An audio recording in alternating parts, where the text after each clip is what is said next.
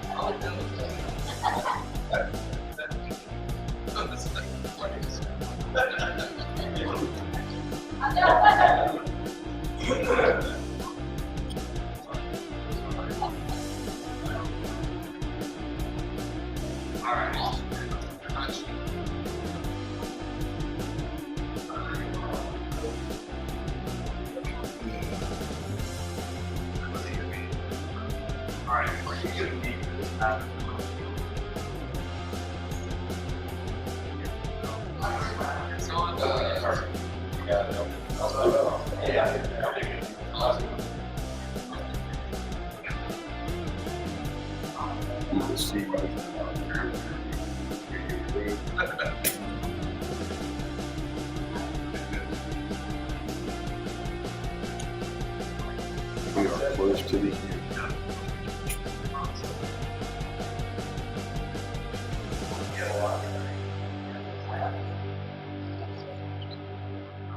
Oh, I know what's going on.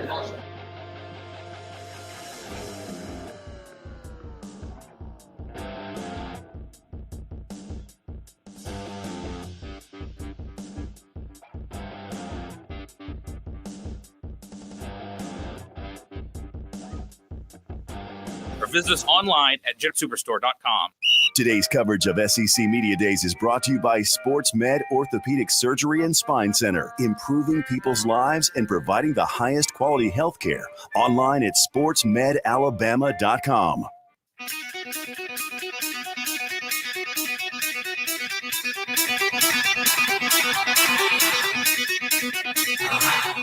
Welcome to Talkin Ball with Scott Tyson and Drew DeArmond. Call into the Neighbors Wealth Management Hotline now, 256-576-4977. That's 256-576-4977. Now, here's Scott and Drew.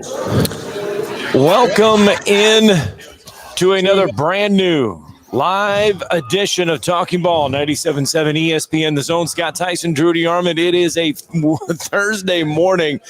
Big thank you to Sports Med Orthopedic Surgery and Spine Center for making today's coverage of SEC Media Days possible. 256-881-5151 to experience the Sports Med difference.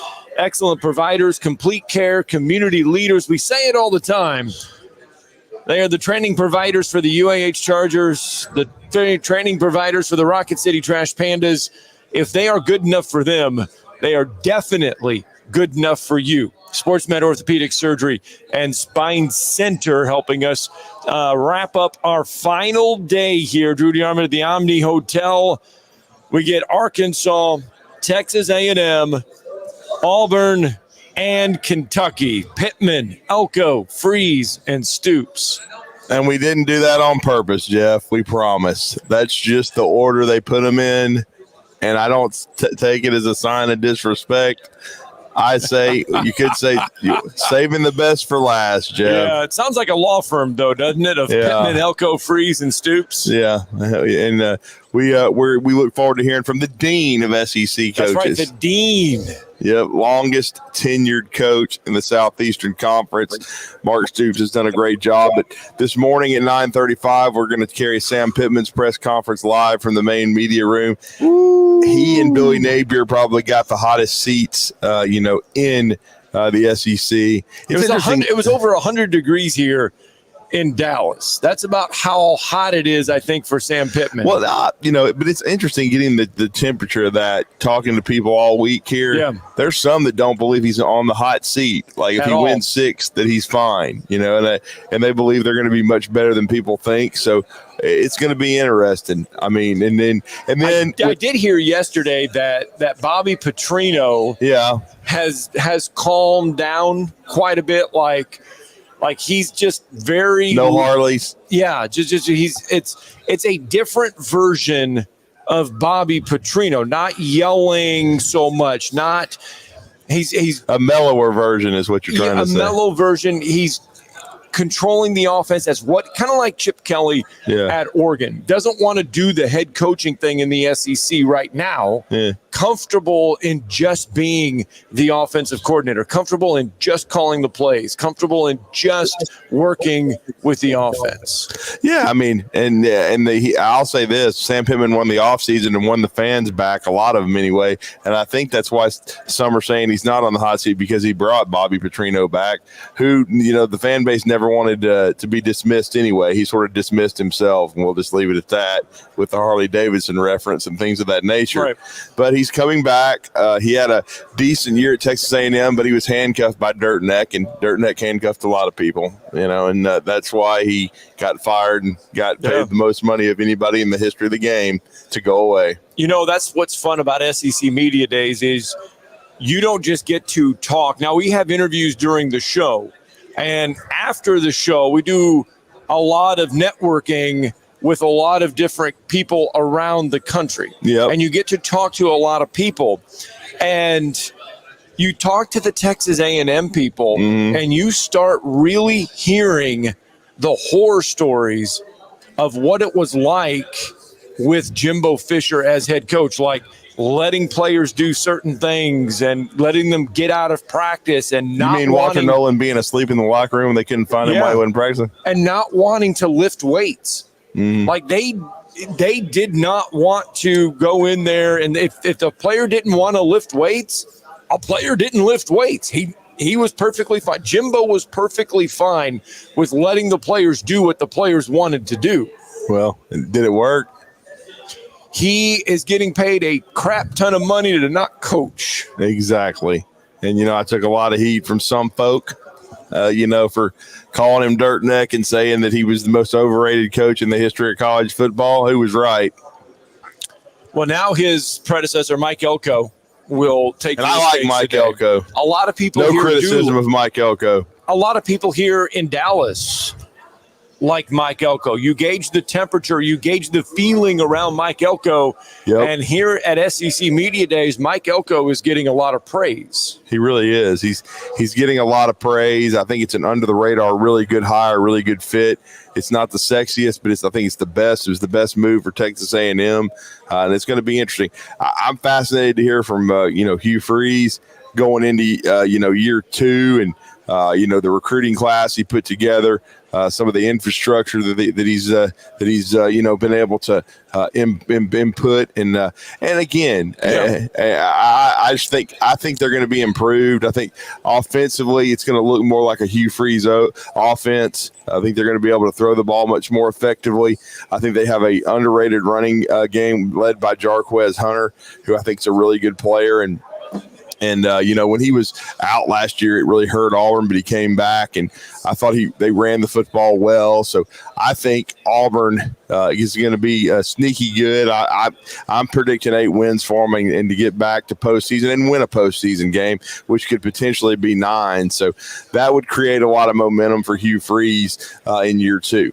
Yeah, and you look at the Auburn Tigers and you look at some of their numbers from last year. And offensively, passing wise, they were dismal. Yeah, they were not great. Peyton Thorne's going to have to throw the ball a lot better. But the thing is, too, they've got more weapons along that outside of the ball, though, too. It's hard to throw the ball when you really don't have wide receivers that can catch it. Well, they're not catching consistently. The routes were inconsistent. Just the overall effort at times. The hands weren't good. So Cam Coleman looks to Robert Lewis. All these guys. We will see. I think Auburn's going to be a lot better outside, and I think they're going to be able to be a thorn in the side of a lot of teams in the SEC West. I mean, I look at that game early with Oklahoma. I'm so used to saying that. I think it's probably the first time all week. I just think they're going to be a top 8 team in the SEC. Okay. I think they're going to be a little bit better. Maybe if not, then they're going to be around 9 and 10, and that means a lot. That's not what it used to mean. With 12 teams, if you're 9 and 10, you're near the bottom of the conference. You're not very good. With a 16-team league, it's the deepest league in the country. You should definitely be bowl eligible, and you're going to be kind of a Tim Brando term, fly in the ointment, they figure out the tiebreaker situation, and they'll help swing the conference race in one direction or another. And I think too, when you look at Auburn's schedule, Auburn is, I believe they have an advantageous schedule because their first several games are at home, and so I think when you look at it, they've got to get off to a quick start, and I think that's going to be key. They open with the team from our backyard, Alabama A&M, and then they get the rematch with Cal, no doubt about that. And I know I definitely think they'll beat Cal Berkeley. That's going to be a win for Auburn. They got to get that one done. And I think they will, no doubt about it. And New Mexico back. Yeah, New Mexico, no question. So not New Mexico State. Yeah, not New Mexico State. That was one of the bad losses last year for Hugh Freeze in year one. Yeah, it really was, no question about it. And I think they just need to, with A&M, Cal at home, then New Mexico.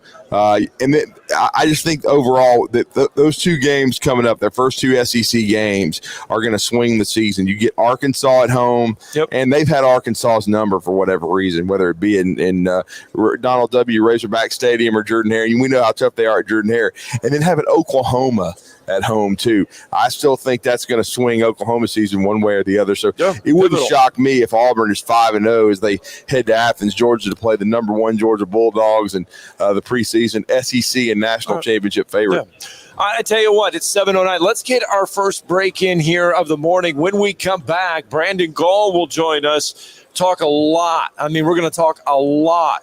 Yeah, Braden Gall from 440 Sports in Nashville, Tennessee. Yes. Also a big part of Athlon Sports. The magazine Athlons that comes out every year along with Lindy's. That's the first 2 that hit the shelves. We're going to have a first-time guest, Braden Gall, join us here in Dallas, Texas for SEC Media Days. Let's get a break in from the Big D, 97.7 ESPN The Zone, live from the Omni Hotel, SEC Media Days 2024, presented by SportsMed, Orthopedic Surgery and Spine Center. We're listening to SEC Media Days on 97.7 ESPN The Zone. Watch out for water main work in Decatur along Indian Hills Road throughout the day today. Accident-wise, we had 1 remaining, 72 west of Mooresville Road, single vehicle. It should be wrapping up pretty quick. Everything else seems to be in order. You be careful as you make that last trip in.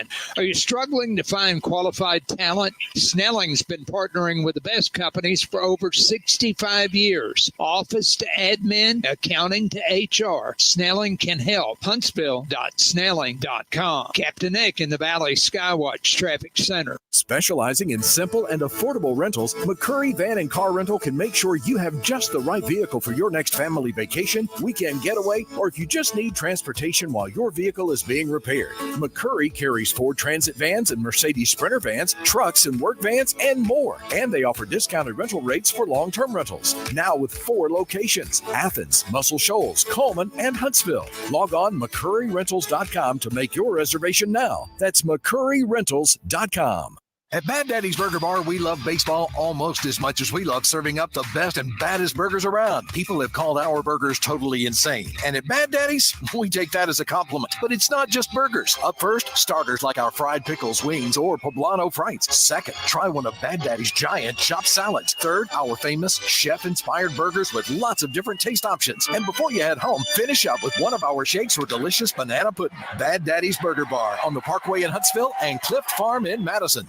Ann Adams with Berkshire Hathaway Rise Real Estate is the one name to know if you're buying or selling real estate. With years of local experience, Ann Adams offers buyers in-depth knowledge of the local housing market and will narrow available properties down to those you'll be interested in so you can save time when shopping for your new home. If you're ready to sell, Ann offers a seamless process using accurate pricing and expert negotiation skills to make sure you get a fair price for your home. Call Ann Adams today at 256-337-2625 or log on bhhsriserealestate.com. No representation is made that the quality of legal services to be performed is greater than the quality of legal services performed by other lawyers. A wise man once said, if you take care of old folks and children, everything in the middle will take care of itself. Hi, I'm Danny Aldridge, lawyer in Alabama and Tennessee. In the next 20 years, the number of those folks over 65 years of age will more than double. In our golden years, the most important goal is to be treated with dignity and have control over doing what makes you grateful with those you love. At the Aldridge Law Firm and the Legal Town Center, we're dedicated to help you with these goals, and we'll be there when life throws you those inevitable curveballs. Let us assist you with your legal needs, whatever they may be or become. You may reach us by phone at 256-534-3188 or online with Dan at danaldridgelaw.com. Just remember, we're here to help. Whether it's personal injury, wrongful death, fraud and cheat, or estate planning made complete, we're here to help. Today's coverage of SEC Media Days is brought to you by Sports Med Orthopedic Surgery and Spine Center, improving people's lives and providing the highest quality health care. Online at sportsmedalabama.com.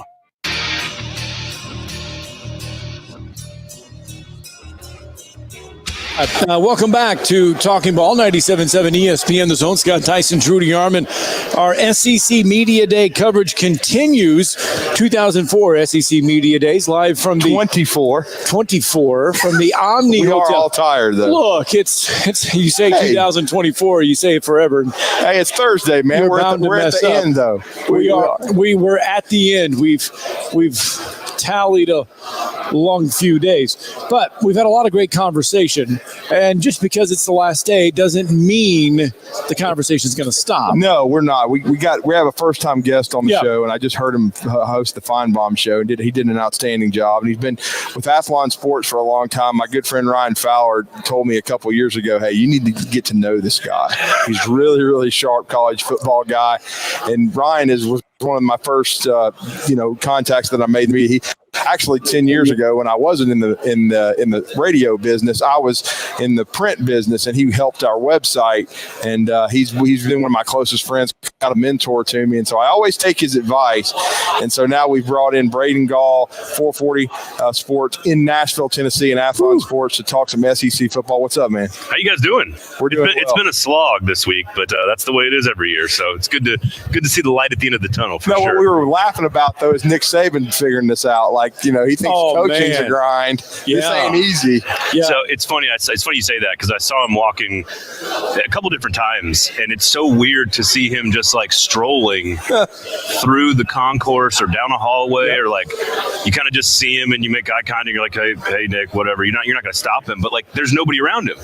He used to go to the bathroom with police officers. Yeah. And now he's just sort of like wandering around like us regular folk, and it's kind of weird to see that with Nick. And he's obviously been a huge part of almost every coach's speech, the influence on so many different guys. Yeah. So it's been fun to see. I was going to ask you that's something you listen to the first 6 minutes of every coach that's come through, and it almost felt kind of weird at some point, because they're all like paying homage to him like he's not even here.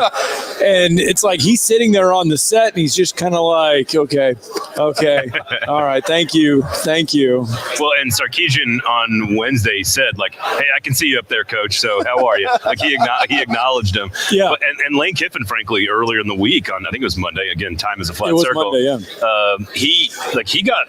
Obviously he's dealing, and that's the other thing that every coach is mentioning is, of course, the passing of Lane Kiffin's father, Monty Kiffin, the titan of coaching. I grew up watching the Bucs defense and learning Tampa 2 and Derek Brooks and that whole deal. So it's the two things. Everyone mentions, Monty Kiffin and thinking about the Kiffin family and, of course, Nick Saban. But Lane, not to take this to Lane, but like Lane feels like a different person now. And some of that you've seen on display, I think, when he was here, which is even his mannerisms at the press conference are Nick Saban-like. Yes. And very emotional and doesn't want to talk about his father, which I understand. We all understand how difficult a subject that is.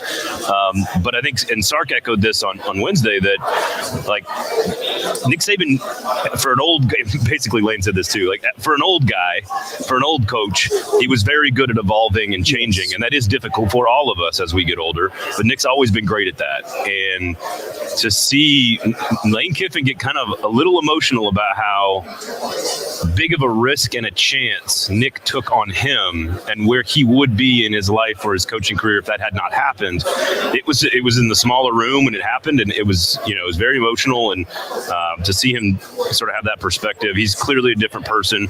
I don't buy into the Lane Kiffin can't win the big game thing. I think he's built Ole Miss to a place where they've never been before. He should get credit for that too.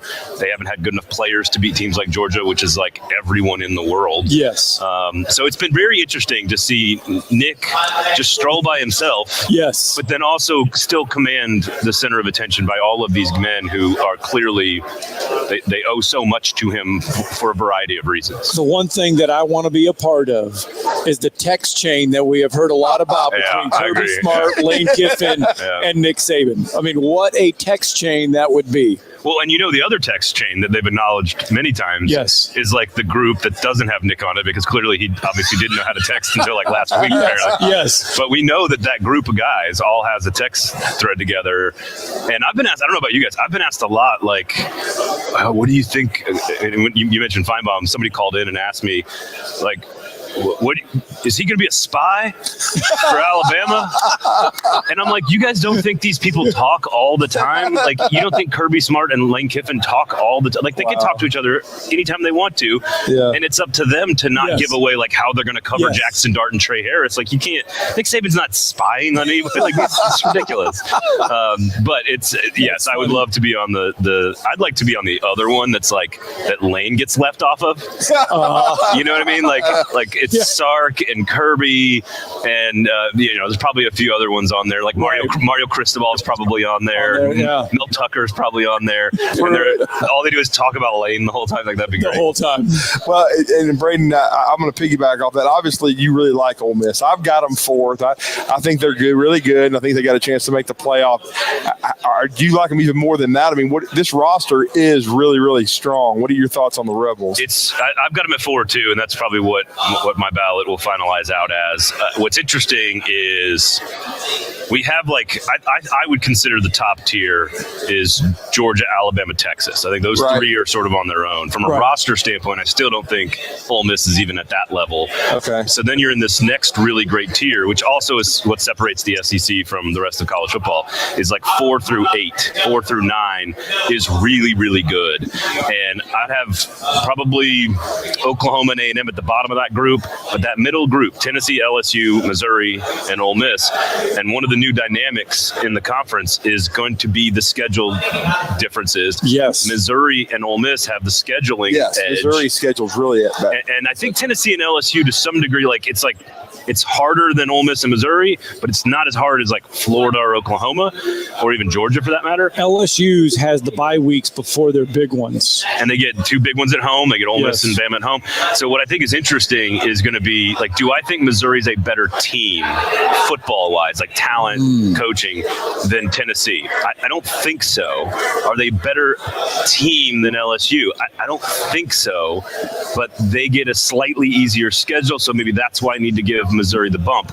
What makes Ole Miss interesting is that it does feel like they have as good a roster as Tennessee, LSU, and Missouri, and they get the scheduling breaks. So when you get both, I think that's where you start to kind of go, all right, I'm going to put Ole Miss at the top of that second tier. I'm not ready to, I will believe it when I see it from an experiment standpoint, which is what makes Ole Miss so interesting, not just Lane Kiffin and the gravitational force, but they are trying to do something that's never been done in a year where we've never had this structure. We've never had the league like this. We've never had the playoff structure.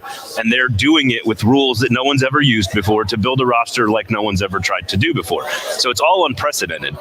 And my instincts covering the game as long as I have is that, like, if you look at what a bracket would look like for Ole Miss, like, you're probably going to have to go to, let's say, Penn State or host Penn State. Again, just go with me here. Then your next round is probably going to be an ACC or Big 12 champion, or maybe even Ohio State or Georgia.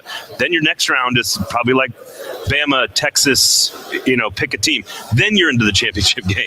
And there's just no way. I don't see how Ole Miss has you got to have 5 stars to do that kind of run. And I know they've got 5 stars, but not the way Alabama has stockpiled them in Georgia and Ohio State and these other teams that recruited at an elite level. So I will believe it when I see it, but they are a very interesting team to watch all season long, and they're going to be fun on offense. So you mentioned it.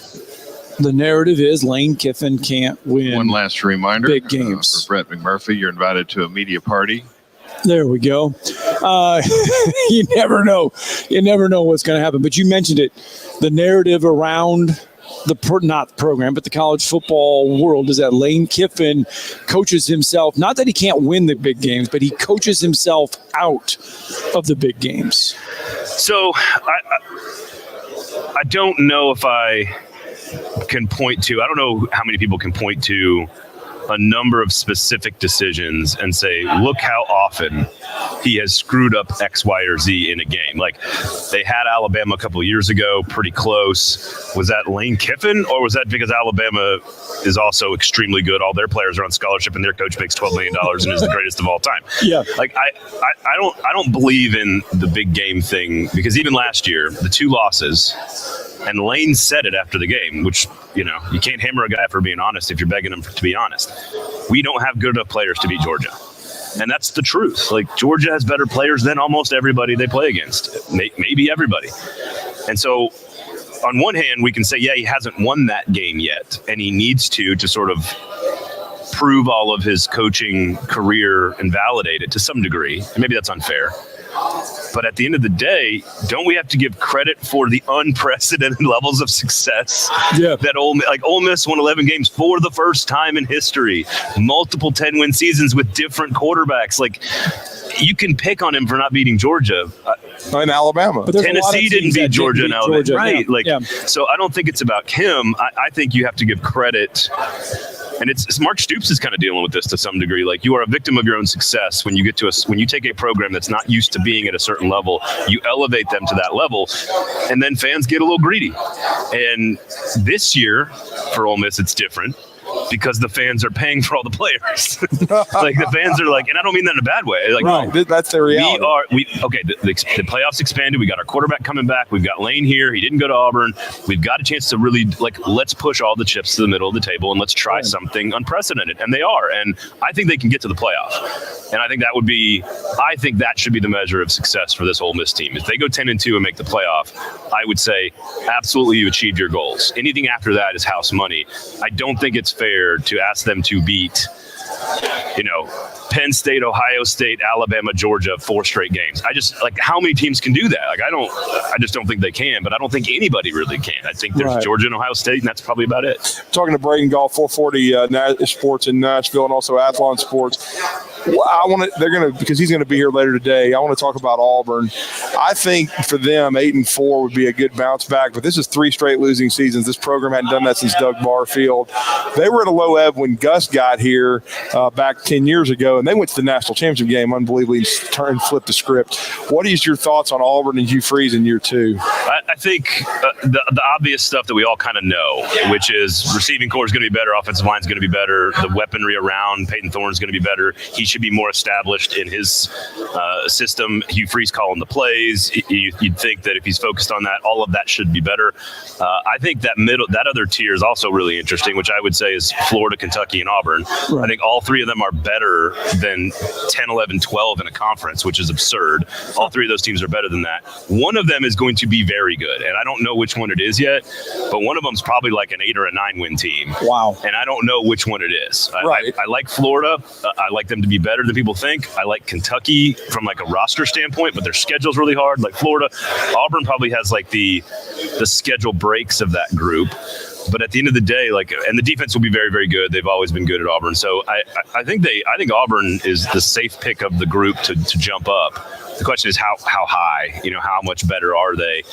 And then what does that mean sort of longer term? The bigger question for me is it's sort of for Kalen DeBoer as well.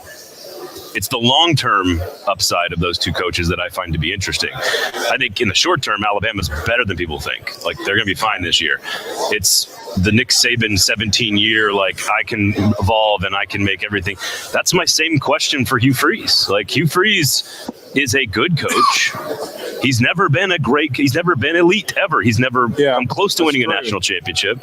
And if you're going to take risks with a person like Hugh Freeze, you need to take a risk on someone who's going to give you almost a guaranteed return, and there is no guarantee that he is that good. And that's my issue with this is I think he can absolutely build a really good program. Right. But are they when has he ever gone 11-1 in the SEC? When has he ever been 12-0? When has he competed for a national title? That's never happened. Is Josh Heupel in that same conversation? That's an interesting question. He's at least, his best season at Tennessee in a shorter time is better than anything Hugh Freeze has ever accomplished. 5 turnovers inside the Alabama 40. And they won that game at Ole Miss, and then the other one, good Dr. Bo showed up, and they won that game. But he also lost to Arkansas and Memphis, and I just, and this is not a knock. I think Hugh Freeze is a good coach. I think he's going to do really good things. I think the team is going to be better. It's about the risk upside reward, and I think with Heupel, he's the polar opposite off the field.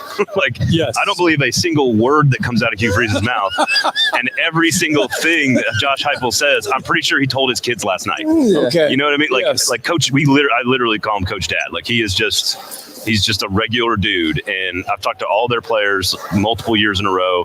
And the thing that everybody raves about with Josh Heupel is, the communication, the how much he cares about his players off the field and that are not about football, and how good he is and how he relates with everybody. The NIL has helped him because he was not a great recruiter at UCF. So the NIL has helped him in a big way. I think the interesting thing about Heupel's upside is actually the system. I think the offensive system there's a real high floor for that system, but that old Baylor that system can be predictable at times. Okay. And if you've got really good players, a lot of times that system gets shut down. And I think Lane's dealt with some of that, as we were just talking about. Yeah. Georgia, you roll up those corners, you press the receivers, you get physical with them. The quarterback stays pretty stationary in the pocket, wants to deliver it fast. You spread people wide out. The best offenses are not predictable and can attack everywhere. And that's my question with Heupel. And I think Nico could change that. Okay. Because Nico could be that good.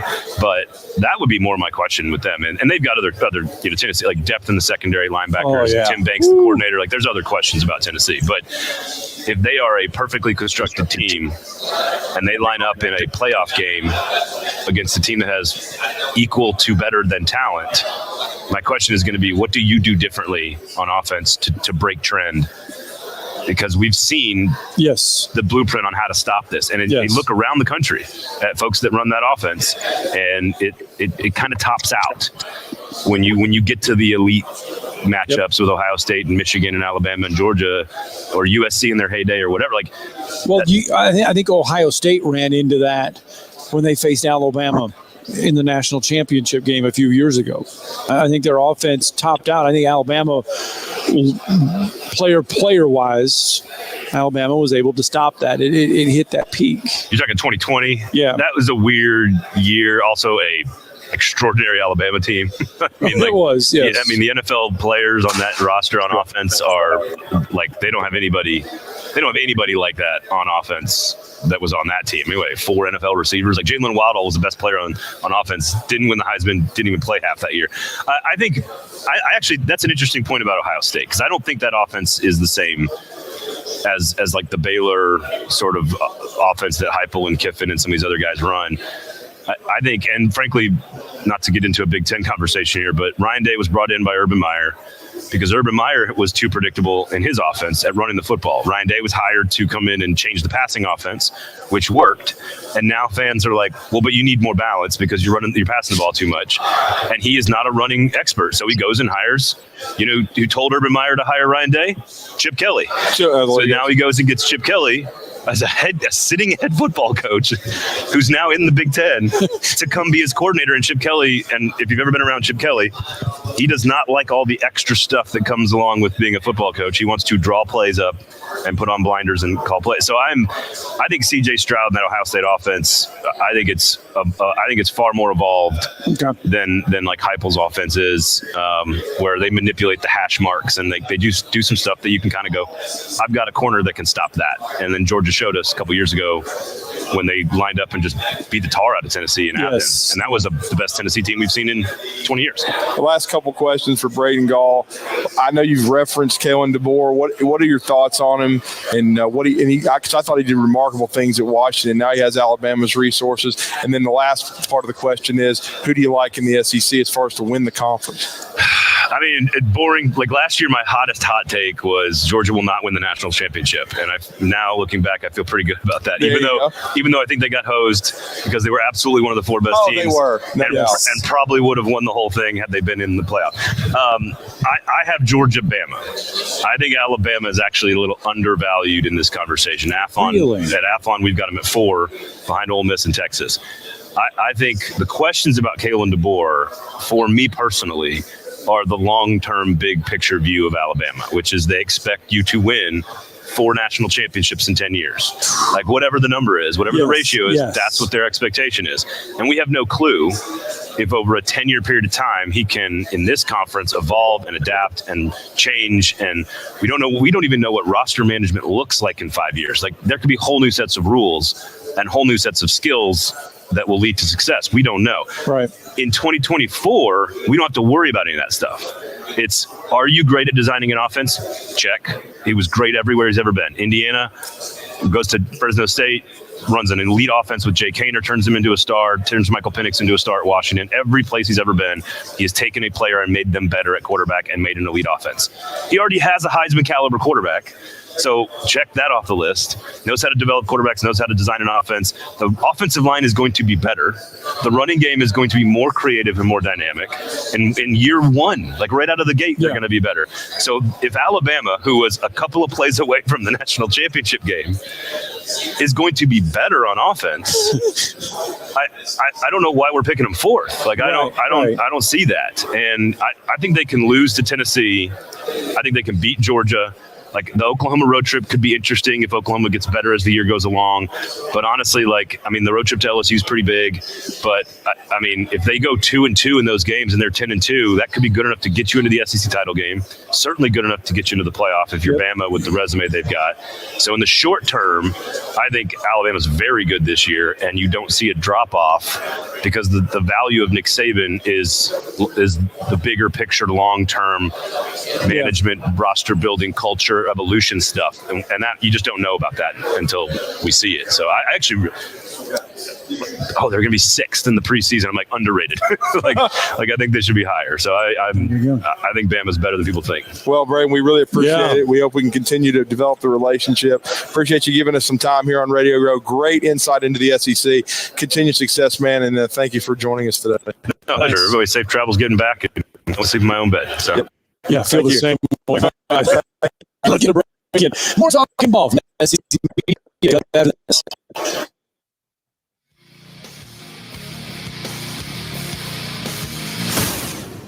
You're listening to SEC Media Days on 97.7 ESPN The Zone. You're listening to Talkin Ball on 97.7 ESPN, The Zone. A great insight into the SEC. Continued success, man, and thank you for joining us today. No, a pleasure. Always safe travels getting back, and can't wait to see my own bet.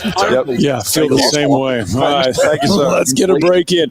More Talkin Ball from SEC Media Days coming up after Insulation removal. Philip Love and his team have years of experience bringing the region the best in masonry and insulation services. For more information and a quote, visit insulatewitheagle.com or call 256-755-1556. Eagle saves you time. Eagle saves you money.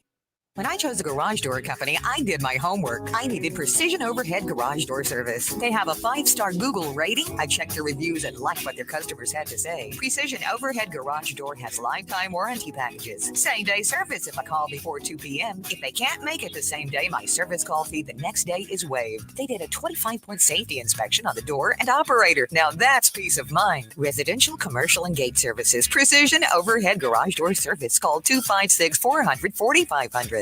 Isn't the story of the prodigal son an amazing story? Basically, a rowdy boy who literally wished his father dead, ran away, and consumed his wealth with hard and fast living. Yet the father looked for his return every day, and when the boy got tired of eating pig slop, he decided to return. What did the father do? As soon as he saw that boy, he ran to him, threw his arms around him, and killed the fatted calf for a great celebration. Hey, I'm John Dees, pastor of the Cross Point Church. If you're looking for a church home, come see us, smack dab across the street from the YMCA in Madison. Are you tired of chasing a roofing contractor to show up on time or even show up at all? I'm Sam Fleming with Fleming Roofing and Restoration. Our motto at Fleming Roofing is we show up. Our goal at Fleming Roofing is to provide the reliable customer service that you deserve, and we have the resources to meet all of your roofing needs: residential, commercial, industrial, replacement, or repairs. We are manufacturer certified for roof coatings, single-ply membranes, and asphalt shingles. Whenever you need a roofing professional you can count on, call Fleming Roofing and Restoration. We are committed to finding the solution that meets your needs. We don't have quotas or heavy-handed sales tactics. Fleming Roofing, we have expert experience. We show up. Free estimates, residential, commercial, industrial, replacement, or repairs. Check us out at FlemingHSV.com. FlemingHSV.com. When you need a quick response, it's Fleming Roofing and Restoration. We show up.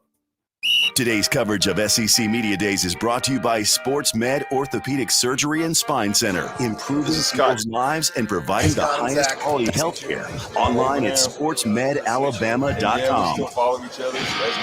Welcome back in. Talking Ball, 97.7 ESPN, The Zone. Scott Tyson, Trudy Armand, live from SEC Media Days here in the Omni Hotel, downtown Dallas. The final day of SEC Media Days. We've been here since Sunday. It'll be good to get back on the road tonight, eastbound and down. But before we go, we've got 4 more teams to close the doors, and one of those, the Auburn Tigers. Yeah, we're very familiar. I mean, we are ESPN 97.7 The Zone. We cover Alabama and Auburn more than any other, and we are honored to be joined by another first-time guest of the show. And it's one of those things where you get FaceTime with people on Radio Row at SEC Media Days, and he's been kind enough to join us. If you've ever seen the Locked On Auburn podcast, and I've watched it several times on YouTube to get the latest and update on Auburn, Zach Blackerby is the host, and he has been right beside us on Radio Row this week doing a lot of work, and now Hugh Freeze will be talking to us this afternoon, and Zach has been kind enough to sit down and talk some Auburn with us to close out hour 1 here on day 4 here at SEC Media Days. Zach, what's going on, brother? Man, I'm glad it's the last day, gentlemen. It's been a long week. Well, see, in our business, I tell people this all the time that don't really understand. In our business, this is maybe the best week of the year. You get to see a lot of people, but the days are long. Yeah, it drags on for sure. But, Auburn goes today, and we'll get to see what Hugh Freeze says about Peyton Thorne and the rest of this team. How surprised were you, and how surprised do you think a lot of Auburn fans were that Auburn could have gone out in the portal and found a quarterback, but Hugh Freeze stays with Peyton Thorne? Yeah. Well, I guess my question was, and this was a big topic in December, was like, is there a better option out there? Right. And like Cam Ward was out there, and there were kind of some Auburn rumors but is it worth it? Is he like $1 million better than Peyton Thorne? And I didn't think he is. And we'll see. We'll see what he went to Miami, I think, and we'll see what he does this year. But they took that money and they invested it in weapons in the passing game to help make playing quarterback at Auburn easier. And so we'll see now that Peyton has options with Keandre Lambert-Smith and Robert Lewis and Cam Coleman and Perry Thompson. They brought Rivaldo Fairweather back. The options to throw to were way better this year than last year. So we'll see if that truly was the problem. Yeah, Zach, the one quarterback that I thought Hugh might go after, because he got him out of the transfer portal, a couple years ago and coached him at Liberty, was Caden Salter. When he was in the portal, I thought, okay, that may be the move Auburn's been waiting on, but that never materialized, and he went back to Liberty. Once that happened, then I was like, I think he's going to stick with Peyton Thorne. Yeah, that was kind of a weird thing. He was in the portal for like 5 minutes, right? Yeah, like he entered the portal, a day or two, whatever. Called a few folks, and then he's like, okay. Yeah, maybe he was testing like the NIL market or something. Who knows? It seemed like that's what it was. And I know Jason Caldwell, a lot of the guys that cover it. He was the first one to tell me on our show that I don't think Hugh Freeze wants to pay the market for what a proven starting quarterback is. He thinks he can improve Peyton Thorne and then invest, as you said, in the weapons outside. Yeah. So Hugh Freeze was at a local Auburn ambush event raising money last night. And so they gave the media a few minutes to kind of ask him some questions. I asked him about Peyton Thorne. What does he need to do between now and the start of the year to be better than he was a year ago? And he talked him up. He talked up, everything he's done this offseason. He's done the right things, and he's way ahead of schedule than he was a year ago. I think him not going through spring last year was a much bigger deal than a lot of people are making out. Good point. And so obviously he's had a full offseason. The more you hear about like the lack of communication and how bad of a job Philip Montgomery did as the OC last year, the more it's like, okay, like, I think Peyton was in a pretty tough situation. I don't think he's a perfect quarterback by any stretch of the imagination, but he was not put in a situation to succeed for sure. Yeah. You mentioned those weapons on the outside. Yeah. And you mentioned Philip Montgomery.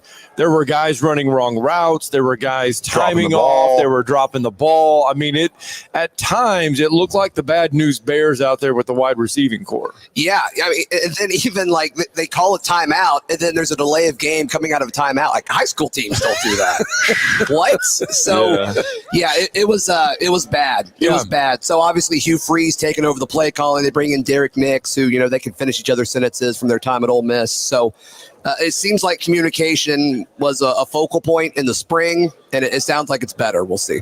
Yeah, and that's a great point because, and you can attest to this, just from talking to people close to the program, and it makes sense now with the way they finished. And of course, they were one play away from winning the Iron Bowl, which I think could have led to a bowl win, and everything would have been totally felt different. 100%. But it just sounds like, and you mentioned the Montgomery part, and I definitely heard the same stuff about Ron Roberts, that the staff chemistry last year for Freeze was not what it needed to be, and that's why we saw the changes. Yeah. Sounds like the relationship between Roberts and some of the other like defensive coaches was a little rough. And so obviously he's a Florida now. But yeah, DJ Durkin's come in and changed things up. I mean, it sounds like culturally it's in a better spot than it was a year ago. So we've talked a lot about the bumps in the roads. There was a lot of positives that came out of Hugh Freeze's. I mean, first year you have all Alabama on the ropes. I know that Iron Bowl loss still stings, but you have Alabama on the ropes.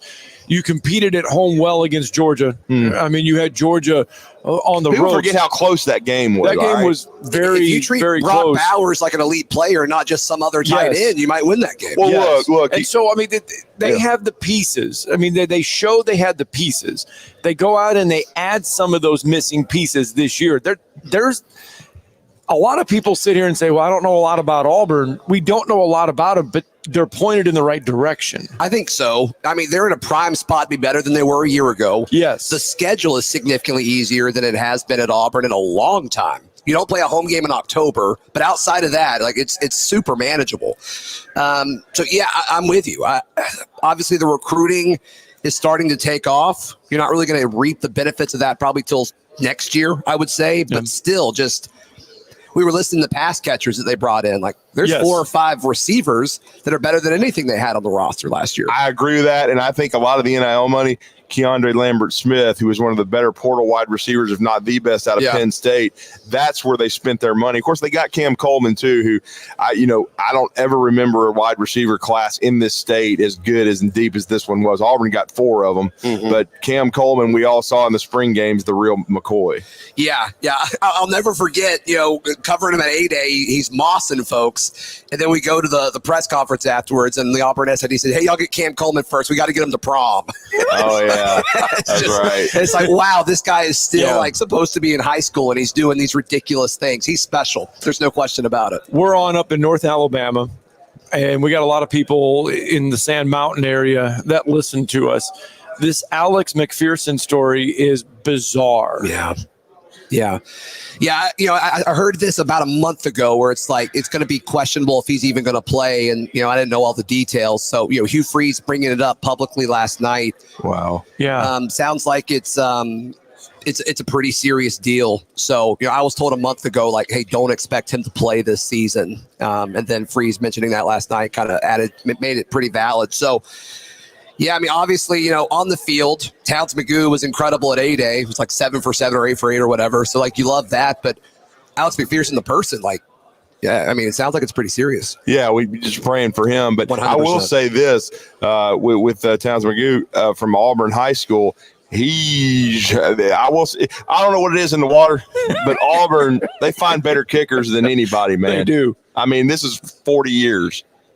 To lose McPherson, you would think, well, it's going to be hard to bring in a quality kicker, but they get. He didn't miss a kick last year. No. He didn't miss a PAT, and it's somehow this guy might be better. At the end of a spring practice, he made like a 70-yarder or something.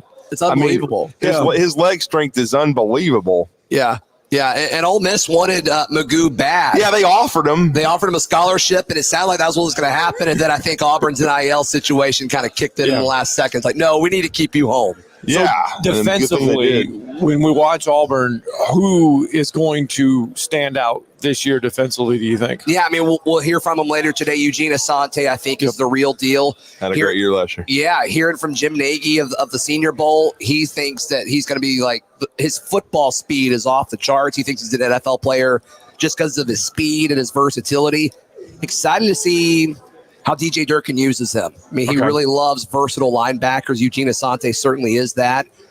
And then you can make the case the most important player on the team is Keldrick Falk, who we'll also hear from today. He needs to make that jump, man, to be an all-SEC guy. That's it. Yeah, and you think the fact that they're bringing a true sophomore for the first time in Auburn history, they think he can take that next step, or surely they wouldn't bring him. So I'm concerned about Auburn's pass rush, and if Keldrick Falk takes that next step, that concern goes away.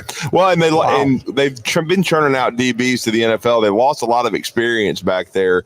But they've got Keandre Scott back, and I think he's a really good player. He very versatile. He'll probably be the leader back there. They lost a couple guys in the portal. How's the secondary looking? Yeah, Kayan Lee. He actually started opposite DJ James last year because Nehemiah Pritchett he missed the first few games. Yep. I think Kayan Lee's can be better than both of them. I think he's exceptional. They flipped him from Ohio State right after Hugh Freeze got here. Yeah, so him and Scott on the outside. I don't love Scott as an outside corner. I like him as a middle of the field defender, but sounds like part of him coming back and not entering the portal was because he wanted to be moved back outside the outside corner. So I'm sure they'll honor that. So it'll be those two guys. They bring in Jaron Thompson from Texas. He looked really good in the spring. So, yeah, those are going to be your leaders back there. But Kayan Lee, I think he's a breakout player to watch in the conference this year. Well, we talked about the kind of the dysfunction of the staff. It does seem like DJ Durkin has kind of calmed the waters there. Yeah. But then they did have to make a change on the D-line coach as well, losing Garrett to the Jacksonville Jaguars. So talk about kind of where they are defensively as far as chemistry goes, and Durkin is a Saban guy. I made this statement, some people got mad about it, but if Coach Saban hadn't retired, I was hearing Durkin might end up in Tuscaloosa because he had been a consultant with Saban. He's part of the tree. Yeah. But then Kalen DeBoer is going to do his thing. He's going to have his guys, and then Durkin ends up at Auburn, which could have ended up being timing's everything, but it could end up being beneficial for the Tigers. Yeah, I heard the same thing. It sounded like Saban was interested in him, which is all you need to hear, right? Yeah, right. That's a pretty good cred booster there. But yeah, Durkin's been solid everywhere he's been. So We'll see. You mentioned replacing the defensive line coach. Vontrell King-Williams comes in, and he was the assistant, and he was kind of the team's pick. Everybody just loves the guy. And then the question is, okay, you're unproven. What can you do on the recruiting trail? And Auburn's got a pretty solid defensive line class lined up now, so it seems like that's going to be fine. But the defensive line is the question on this team. Defensive line is the biggest concern for me. So what do? They go out and bring in a bunch of experienced role players. There were role players on other teams. They need somebody to step up there. They need somebody to be better here than they were at their previous stop. They got a lot of them. Yeah. They just need one of them to step up. Ceiling for this Auburn team real fast. I mean, true best case scenario is 10-2, but you need a lot of things to go your way to get there. Yeah, I'm thinking 8-4, but most realistic is that probably. I know there's some people might get in the past they would have been like 8, because I think 5 through 10 is going to be really tightly wadded. There's a lot of really good teams. 100%. I think Auburn is in the top 10, might be 8, 9, 10, but that means something different now than it did last year because it's a 16-team league, and I think Auburn's going to be in a solid bowl game and have a chance to win 9. Yeah, if Auburn had the traditional SEC West schedule, I would say 7-5. But this is an easier. I think this is an 8-4 record. Okay, right. But like a 7-5 football team, if that makes sense. Yeah, it really does. And I got to tell you too, before you go, I think it's this. The first 2 SEC games are huge. They're both at Auburn, Arkansas, and then Oklahoma. And I think Oklahoma game could be a fork in the road for both teams. Okay, one's going to be a contender, a dark horse contender in the SEC to maybe even make the playoff. Because remember, I think 4 could make it, and then the other will be in a bowl game, but maybe not. Get the. Like Oklahoma, I think they think they're a playoff caliber team, but we'll see. Auburn could be just hiding and it's kind of sneaking around. Yeah, that week 5 matchup is huge. I've made the case consistently it's the most important game on Auburn's schedule because Auburn should be 4-0. They should beat Cal. They should beat Arkansas. Yes, right. They've had Arkansas's number. Yep. Yeah. And if you go 5-0. Heading into Athens, you're probably not going to win that game, but man, you feel really good about it. You can kind of use that as a sales pitch to say we belong. We're probably ranked at that point. Last year, great claim. Right. Yeah. And then you get a bye week, and then you go to Missouri, which is probably going to be a top 10 team at that point in the season. And it's like, wow, if you can figure out a way to make that happen, and your only loss is at Athens, you're in a great spot. So like that's obviously like best case scenario, but I don't think it's a crazy thought. No, well, Zach, great stuff, man. We really appreciate you coming down, and have a great last day here covering Auburn at SEC Media Day. Safe travels back onto the plains, but we really appreciate the time. Awesome. Thank you so much, guys. Thanks. All right, let's get a break in here. Scott Tyson, Drew DeArmond, Talkin Ball, SEC Media Days presented by SportsMed, Orthopedic Surgery and Spine Center. You're listening to Talkin Ball on 97.7 ESPN, The Zone. Hey folks, Bob Baumhauer here. We're extremely proud that Baumhauer's Victory Grill has been serving Alabama for 43 legendary years. Our motto is legendary fun, legendary food, and we strive to make every dining experience a special one for all of our guests. Our menu features delicious, always fresh and scratch-made in-house recipes. And of course, our award-winning wings and sauces. And don't forget, our happy hour and halftime daily specials cannot be beat. Baumhauer's Victory Grill. Legendary fun, legendary food. Are you tired of power outages disrupting your life? It's time for a Generac standby generator from Current Electrical. Storms may rage outside, but inside your family's powered up. So why choose Current Electrical for your generator needs? 1, we offer a wide range of models to suit every budget and energy requirement. 2, our project managers handle every step of the process: power, gas, permitting, and inspections. 3, our certified technicians install your generator with precision, ensuring peace of mind. Don't wait for the next blackout. Call 256-880-1880 or visit us online at jetsuperstore.com. Hi, I'm April Rose, and we all know about the speed of sound. But have you ever thought about the sounds of speeding? If you drive over the speed limit, there are lots of sounds that you might hear. You could hear the sound of your vehicle crashing, the sound of first responders desperately trying to save you. You could even hear the sound of people crying at a funeral. Because if you drive over the speed limit, you could do damage that's beyond repair. One way or another, speeding catches up with you. Paid for by NHTSA. Today's coverage of SEC Media Days is brought to you by SportsMed Orthopedic Surgery and Spine Center, improving people's lives and providing the highest quality health care. Online at sportsmedalabama.com. There you go, 7:55. Talking Ball 97.7 ESPN The Zone. Scott Tyson, Drew DeArmond. Our final day of SEC Media Days here in the Omni Hotel in Dallas. It has been a fantastic 4 days so far. Of course, SportsMed Orthopedic Surgery and Spine Center helping us out today, 256-881-5151. You can experience that SportsMed difference. They are dedicated to providing care that improves lives, and it has been a remarkably fast first hour. Yeah, it has, man. You know, we appreciate Braden Gall, and that's another new connection we've made. That was a great conversation about the SEC. And then Zach Blackerby, Locked on Auburn, auburndaily.com. Please check out his daily podcast. He's going to be, a part of the show going forward. And we're going to feature him. And we really appreciate him coming on and giving us his thoughts on the Auburn Tigers and Hugh Freeze going into year 2. And I think we're basically on the same page. I mean, I firmly believe that those two games, the Oklahoma game especially, but yes, even Arkansas, because if Arkansas's improved, that's going to be a tough game, but a very winnable game. But here's the thing.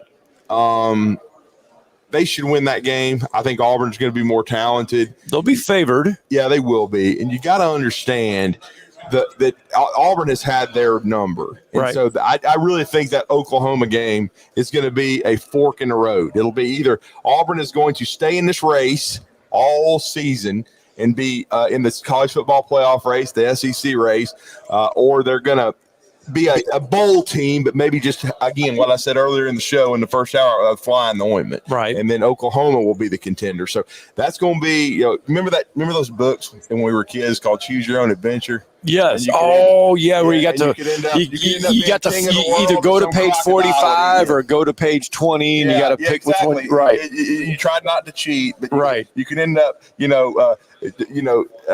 being cruising down the Nile River and be fine, or you can end up going over the into waterfall. A snake pit or something. Yeah. Well, So, you know what though? That would be Auburn if they lose to Arkansas.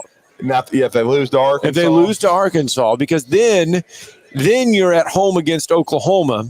Yep. And if you somehow come up short in that one, now all of a sudden that's back-to-back losses with a road trip to Georgia looming, and your confidence level is at a 0. You're going to Georgia where you have not played well. Yeah. I don't know for a long time. When they played against Georgia at home last year, I'm just saying if they're 5-0, going to Georgia, that'll be an unbelievable atmosphere, and Auburn will have a chance to really prove that they belong. Well, like Zach said, mentally you're in a different state. Yeah, totally. All right. We have got to get a hour break in. Hour 1 of Talking Ball is complete. When we come back, Nick Kelly going to join us. Going to sit here at the table and we're going to talk some more college football. At AL.com, Alabama beat writer. Yes, it is Talking Ball live from SEC Media Days. Coming up next.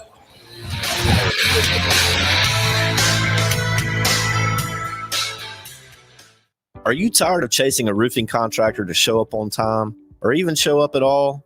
I'm Sam Fleming with Fleming Roofing and Restoration. Our motto at Fleming Roofing is we show up. Our goal at Fleming Roofing is to provide the reliable customer service that you deserve, and we have the resources to meet all of your roofing needs: residential, commercial, industrial, replacement, or repairs. We are manufacturer certified for roof coatings, single-ply membranes, and asphalt shingles. Whenever you need a roofing professional you can count on, call Fleming Roofing and Restoration. We are committed to finding the solution that meets your needs. We don't have quotas or heavy-handed sales tactics. Fleming Roofing. We have expert experience. We show up. Free estimates. Residential, commercial, industrial, replacement, or repairs. Check us out at FlemingHSV.com. FlemingHSV.com. When you need a quick response, it's Fleming Roofing and Restoration. We show up. WZZN, Union Grove, Huntsville, Alabama. 97.7 ESPN, The Zone. SportsMed is the official team physicians of the Rocket City Trash Pandas. And if the pros trust SportsMed, you can too. SportsMed provides every service you might need for complete orthopedic care, specializing in orthopedic surgery, sports medicine, joint replacement, spine surgery, neurosurgery, and podiatry. And they offer their own brace shop, in-house full-body MRI, physical therapy, walk-in clinic, and so much more. 4 locations. And you should be able to hear us all good. Yeah. Good. This hour brought to you by Sports Med Orthopedic and Spine Center. Online at sportsmedalabama.com. Today's coverage of SEC Media Days is brought to you by Sports Med Orthopedic Surgery and Spine Center, improving people's lives and providing the highest quality health care. Online at sportsmedalabama.com.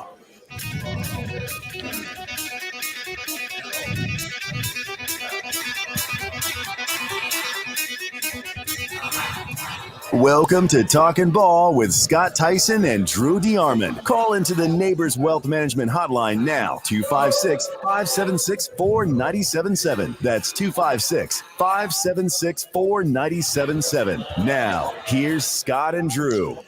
It is hour number 2 of Talkin Ball, 97.7 ESPN, The Zone, the fourth and final day of our coverage from SEC Media Days here in the Omni Hotel in Dallas, Texas. Hour at SEC Media Days. The last hour, the 25th or 26th year for me for SEC Media Days, winding it all down. I remember, again, I still remember walking in to the Sheraton in its final year and then going to the Winfrey and it being almost like spring meeting like, where you could just grab a player or a coach. Tommy Tuberville would just be hanging around the Winfrey and you'd have 10, 12 minutes with him because it was just fun, relaxing.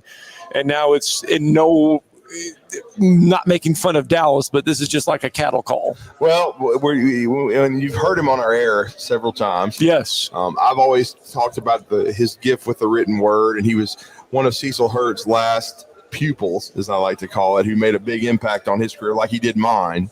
But he's a Missouri graduate, but he's quickly ingraced himself as an Alabama beat writer. He's now newly moved over to AL.com, and we're talking to Nick Kelly, who's been kind enough to come in early and join us on Radio Row. He's been here all week in Dallas covering the SEC Media Days. Nick, good morning. Hey, good morning. Thanks for having me. And Scott, I don't know if you want me to tell you this, but this is my 26th year on this earth. So well,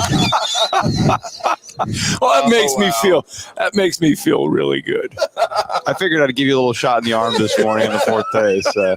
Well, you don't look it, Scott. No, may not look it, but we feel it after 4 days. Heck, man, like I told you, my shoulder feels like the lefty at Major League. I'm smelling like some ointment here. So, Nick, yesterday there was a lot of attention here at the Winfrey, and I'll say this: it doesn't matter what year we have SEC Media Days or where we're at. There's always one day that it seems like the light is bigger, the crowds are bigger, the attention is bigger, and that was yesterday.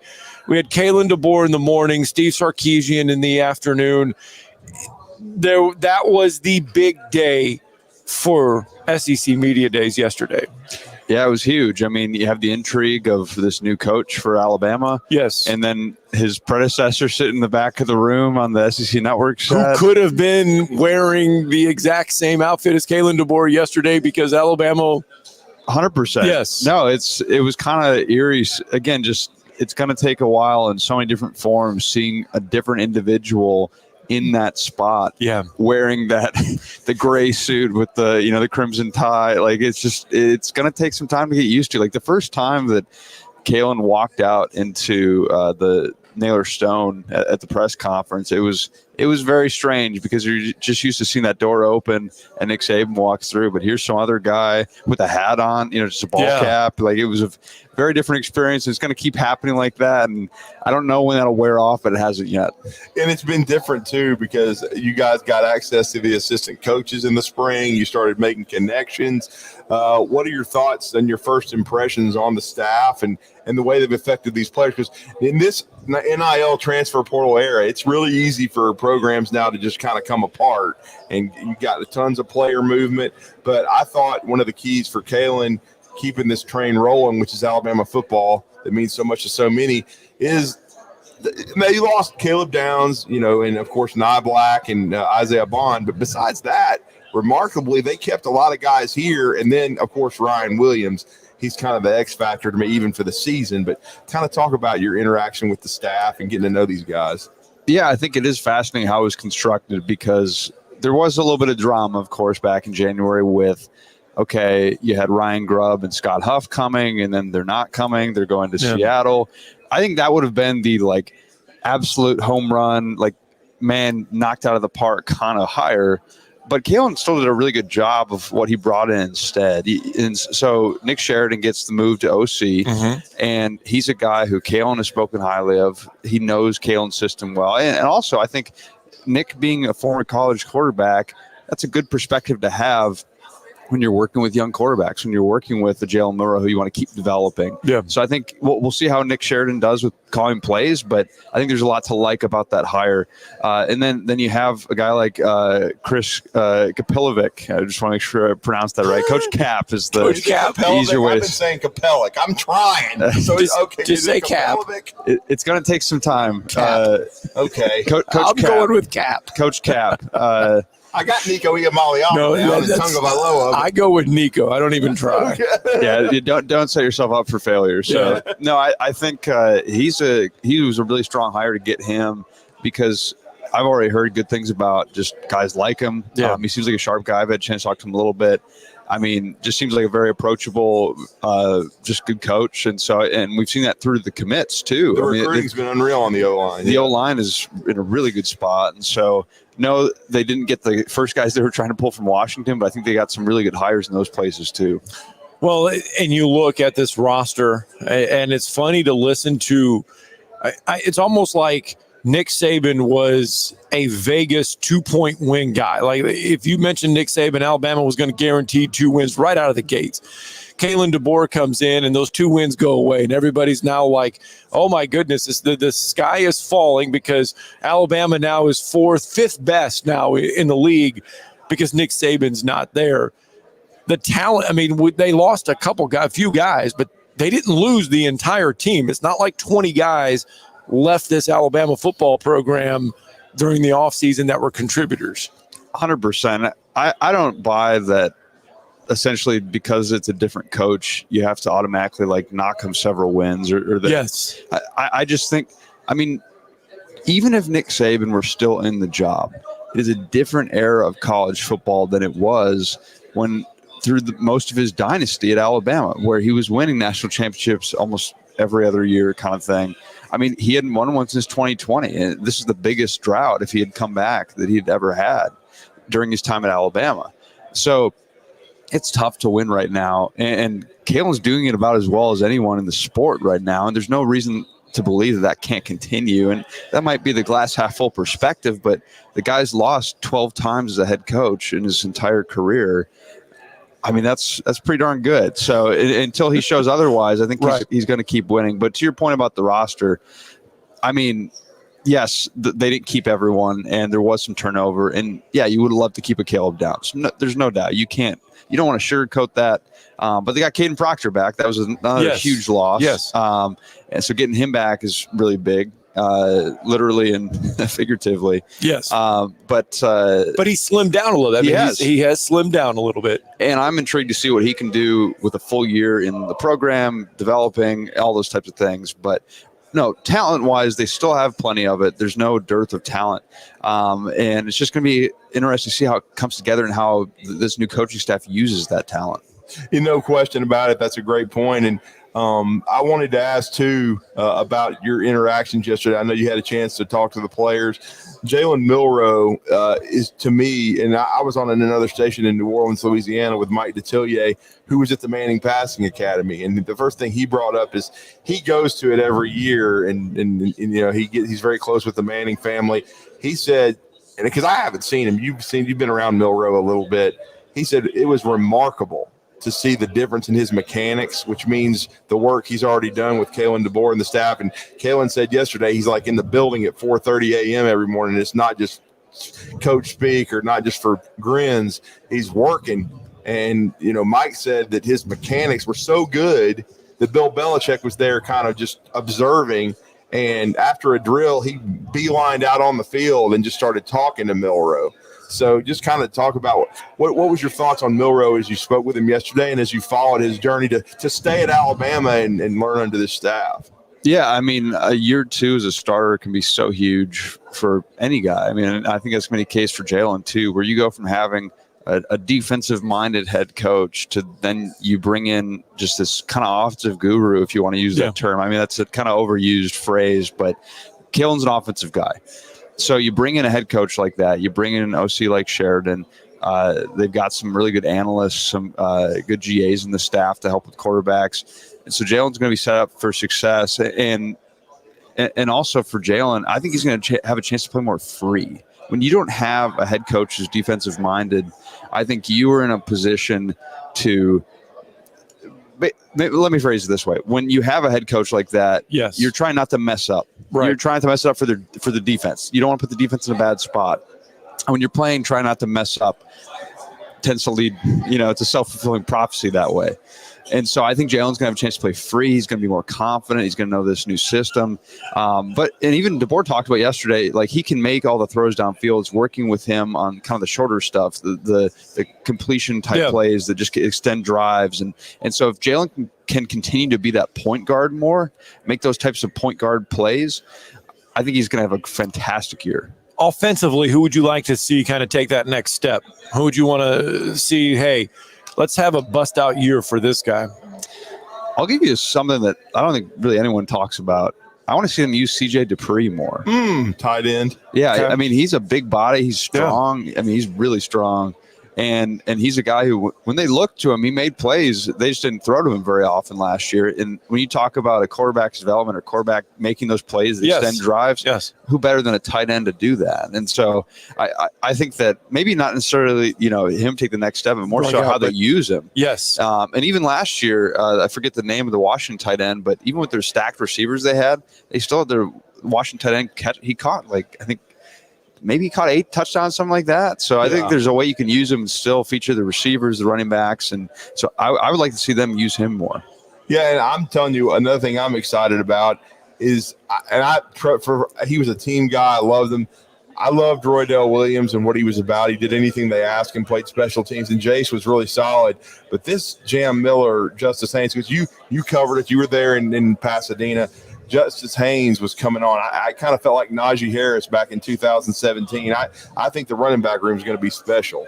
Yeah, I mean, Jam, I'm excited to see him get a bigger role. I mean, I was just watching back some tape from some games, and like the wheel route, Jam Miller in that wheel route is dangerous. He can do some things, against Georgia. And he also had one earlier in the season. I can't remember which game. LSU. Thank you. And so, no, I think you have guys with different skill sets, guys who can do different things. I asked Tyler Booker yesterday, who's a guy who's going to break out this year? Right. And he said, well, I want to give you a position. He said the running back room.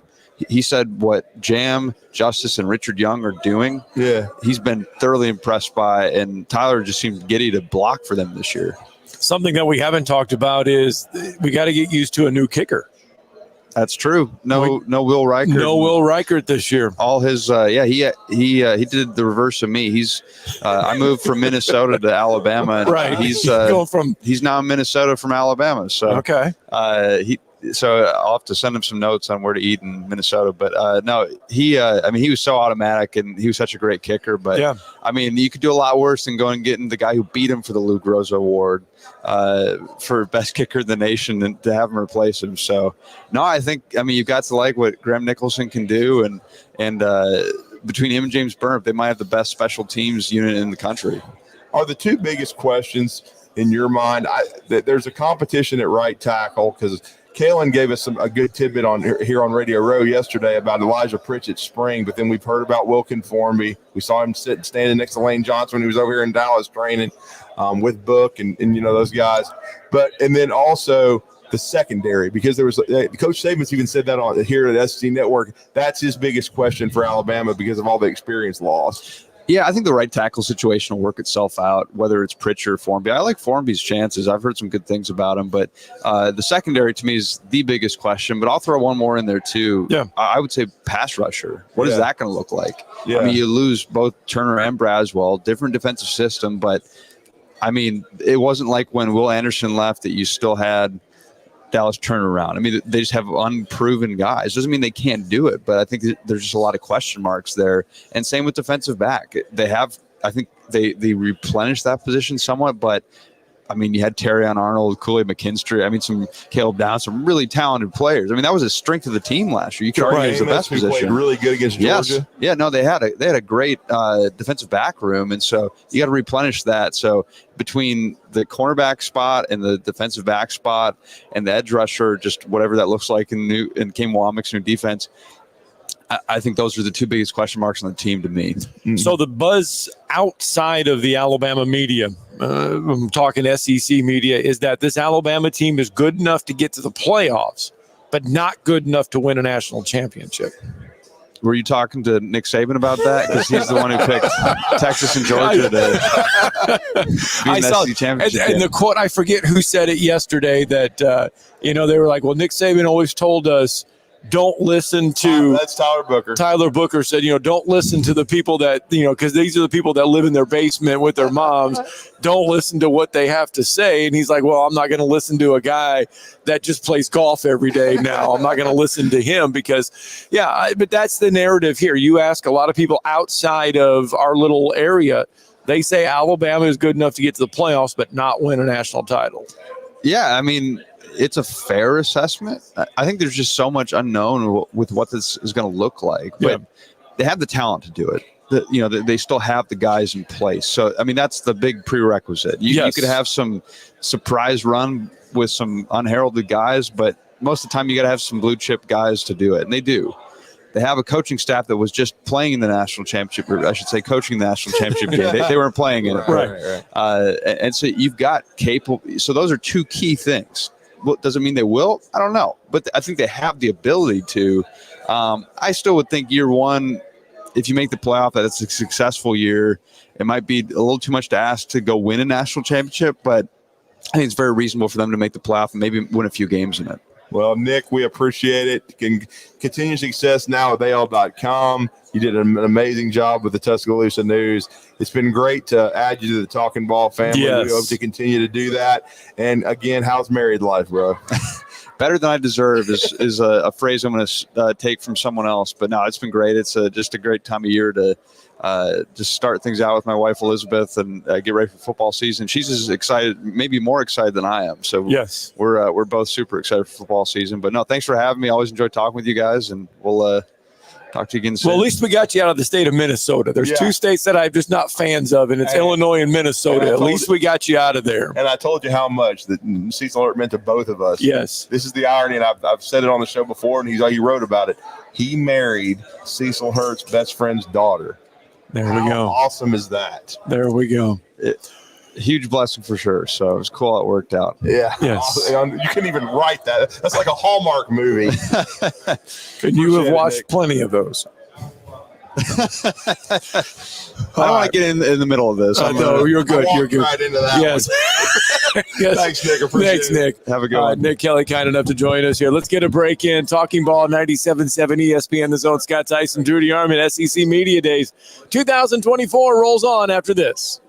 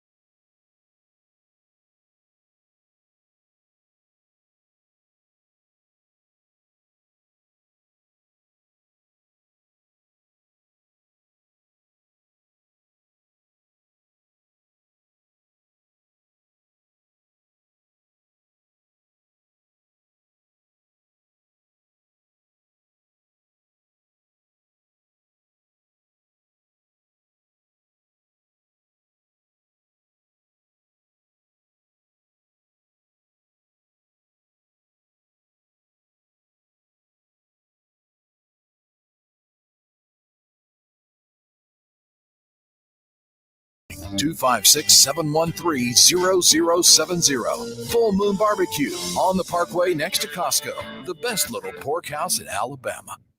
Today's coverage of SEC Media Days is brought to you by Sports Med Orthopedic Surgery and Spine Center, improving people's lives and providing the highest quality health care. Online at sportsmedalabama.com.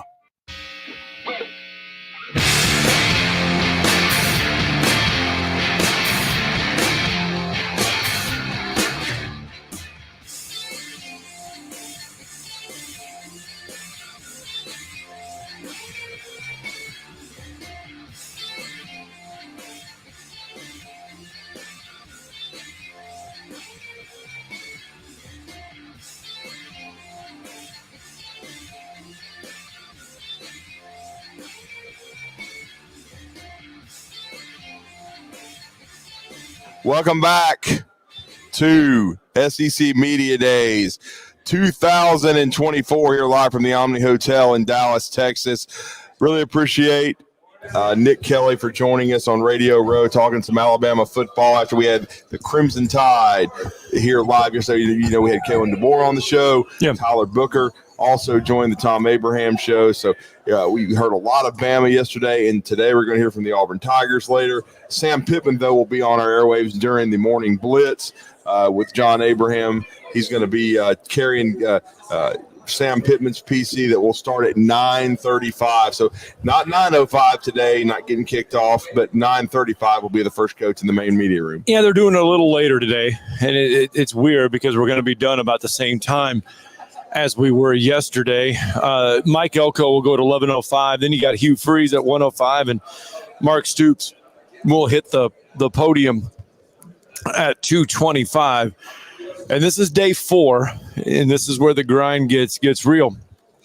We've talked about Arkansas, and we've talked about Texas A&M and Mike Elko and the difference between what it was like under Jimbo Fisher and everything.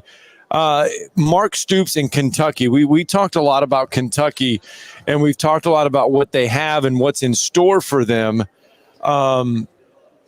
It's interesting when you talk about Kentucky. It is because there are some unknowns. They have a really interesting QB situation with a guy that is a former 5-star in Brock Vandagriff. He has a chance to be special. He was waiting his turn at Georgia, but Carson Beck decided to stay in school, so he transferred. He's from a small school in Georgia, but he was an extremely talented player, and they've had a change at OC at Kentucky as well. So it's going to be very interesting to see what kind of impact he has. They have an underrated wide receiver group. If Barrion Brown can finally come into his own, a former 4 to 5 star level talent, I thought out of the Nashville, Tennessee area, very talented kid. Really good kickoff returner, but he hasn't been consistent at receiver. They need him and UK legacy Dane Key to take that next step. They also have Cooper, the transfer, from Ohio State. So they've got some weapons there at Kentucky. And Eric Wolford, leaving Alabama, wasn't retained by Kalen DeBoer, goes back to UK to work for Mark Stoops when he was there 2 years ago. The O-line was really, really strong for the Kentucky Wildcats. They were a finalist for the Joe Moore Award. So really looking forward to seeing this Kentucky football team. And as always, they are underrated, I think. But, we just talking to Jay Davis earlier this week in the main media room. I've been sitting next to him. He's a guy from Bluegrass Nation. Yes. He thinks that they have a chance to be really good. And the ceiling would be 10 wins. And if they get to that level, they would be in the college football playoff, which would be off the wall for Lexington, but they're going to be good. They're going to be in a bowl game. They are coming off of a kind of a disappointing 7-6 year. The QB situation was inconsistent last year. Liam Cohen going back to the Tampa Bay Bucks, going back to the NFL. This coaching staff might be in a little better spot for Coach Stoops. And, so we'll see. I think Kentucky has a chance to surprise people. I think A&M is a team in the just kind of laying in the weeds. They're going to be. Is that a team today. We're underselling this year because of their past performance? Yes, and the lack of discipline, the lack of structure there, and Mike Elko when he was the defensive coordinator after coming over from Notre Dame to work for Jimbo Fisher, they had their best teams when he was there. They were disciplined on defense. We heard Brent Zverneman say yesterday he was really starting to see the wrecking crew come back, which is, of course, what they were known for in the 80s and 90s under R.C. Slocum. It really felt like that side of the ball was becoming elite again, and then he leaves to go to Duke, and then it slips. Even though DJ Durkin, I thought, did a solid job last year, that's now at Auburn. So we'll see, but it's going to be very interesting to track and watch, no question about it. All right, let's get a phone call in here real fast. Pat from Tuscaloosa is with us. Good morning, Pat. Thanks for holding, Pat. What's up? Good morning, guys. Just wanted to know if y'all think the Grandma Ivy will declare a state of emergency for icing roads in Tuscaloosa if we close this class with Lockett, Terry, and Deer. Well, I think they're going to get A.K. Deer from Pitman, Mississippi, the running back. Khaleke Lockett, we'll see, what happens with Derek Meadows. It sounds like Derek Meadows may end up at LSU. Could be Notre Dame, but I would, for me to guesstimate, I would say LSU right now. Floyd Bucar looks like he's going to go to Oklahoma. So Alabama is probably not going to get good news on Saturday with those two guys making decisions. Justice Terry's still out there, but, Freddie Roach is going to have to prove to me that he can win a big-time battle on the defensive line in recruiting. He hasn't done a lot of that. They've got 3 commitments now with Buamua reclassifying and going the JUCO route at Southwest Mississippi, which means he's supposed to be part of the next class. They got London Simmons from the state of Mississippi, who's a good young player, and Antonio Coleman, but they need 1 or 2 more. Justice Terry would be tremendous. He's a 5-star talent out of the state of Georgia, but I think right now Georgia would have to be considered the favorite. So I'll have to believe that one. I see it that Roach wins that kind of battle, but we'll see. No question about it, man. I mean, the recruiting class is looking very, very strong, and I think Khaleke Lockett could be a big piece and he's been really following a lot of Alabama's recruits. I mean, I know Texas wants him even more now that DeCarrion Moore, ended up going to Oregon and after decommitting from LSU from Duncanville. But if they can pull Khaleke Lockett, that will be quite a trio at wide receiver, with what they've been, the work they've already gotten done in Mississippi, and of course with Caleb Cunningham, and then with Latsier Brooks. Gotcha. All right, y'all have a safe trip back, man. Bye-bye. Really appreciate it, Pat. Thank you for holding. All right, 8:28. Let's get a break in. When we come back, more coverage from SEC Media Days 2024 live from the Omni Hotel, downtown Dallas, Texas, courtesy of SportsMed Orthopedic Surgery and Spine Center. Yeah, man. I did. You're listening to SEC Media Days on 97.7 ESPN The Zone. From the Fox 54 Weather Center, I'm meteorologist Emily Owen. Scattered showers and a few thunderstorms continue throughout this Wednesday night. Low temperatures expected to fall into the lower 70s for the overnight. For our Thursday, we'll see scattered showers and thunderstorms once again. High temperatures topping out in the mid to upper 80s for the afternoon. I'm Fox 54 meteorologist Emily Owen on your home for ESPN Radio 97.7 ESPN, The Zone. Tom Luganville here for my friends at Woody Anderson Ford. Bobby White and his team take great pride in their service department, and you can see it the moment you walk into those beautiful new service lanes. And just like a championship team, they all work together to make sure your experience is second to none, whether you drive a Ford or not. Also, check out the gold certified pre-owned inventory at Woody Anderson Ford for great deals every day. Stop by and see them at Jordan and Sparkman or at Woody Anderson of Madison on Hughes Road, or visit WoodyAndersonFord.com. The company is Eagle Masonry and Insulation, but did you know they're also Eagle Landscaping and Dirt Work? Eagle can take care of all your landscaping needs, including irrigation, sod work, and planting, both plants and trees. On the dirt work side, Eagle can grade and build your pads, haul dirt in or out, and even do erosion control. Philip Love and his team can do it all for you. The website is the same, insulatewitheagle.com, as is the phone number, 256-755-1556. Give them a call and see what Eagle can do for you. Eagle saves you time. Eagle saves you money. Hi, I'm April Rose, and we all know about the speed of sound. But have you ever thought about the sounds of speeding? If you drive over the speed limit, there are lots of sounds that you might hear. You could hear the sound of your vehicle crashing, the sound of first responders desperately trying to save you. You could even hear the sound of people crying at a funeral. Because if you drive over the speed limit, you could do damage that's beyond repair. One way or another, speeding catches up with you. Paid for by NHTSA.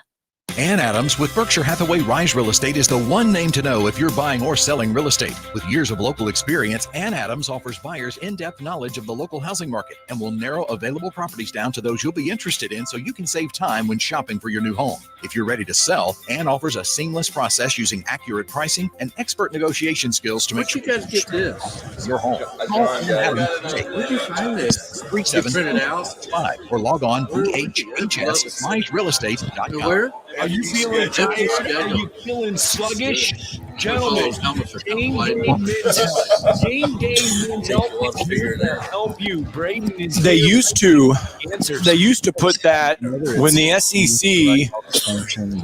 SEC had a media guide, just the conference. They would put that schedule in the back of the media guide. 501570. You can find He's on. online. He's all good. GameDayMental.com. Hey, what man wouldn't like to have tests done in a man cave? You know what? Come in for your free test. We've almost the entire show, except for Nick, has been the first time guest. This has been neat. Results in about That's what's fun about this week. Yeah, making And the big Getting game new is voices always on the show. TV. It's Game Day Men's Health. Give them a call. 256-850-1570. You can find them online at GameDayMen'sHealth.com/Huntsville/The Zone. Today's coverage of SEC Media Days is brought to you by Sports Med Orthopedic Surgery and Spine Center, improving people's lives and providing the highest quality health care. Online at sportsmedalabama.com. There you go. Welcome back.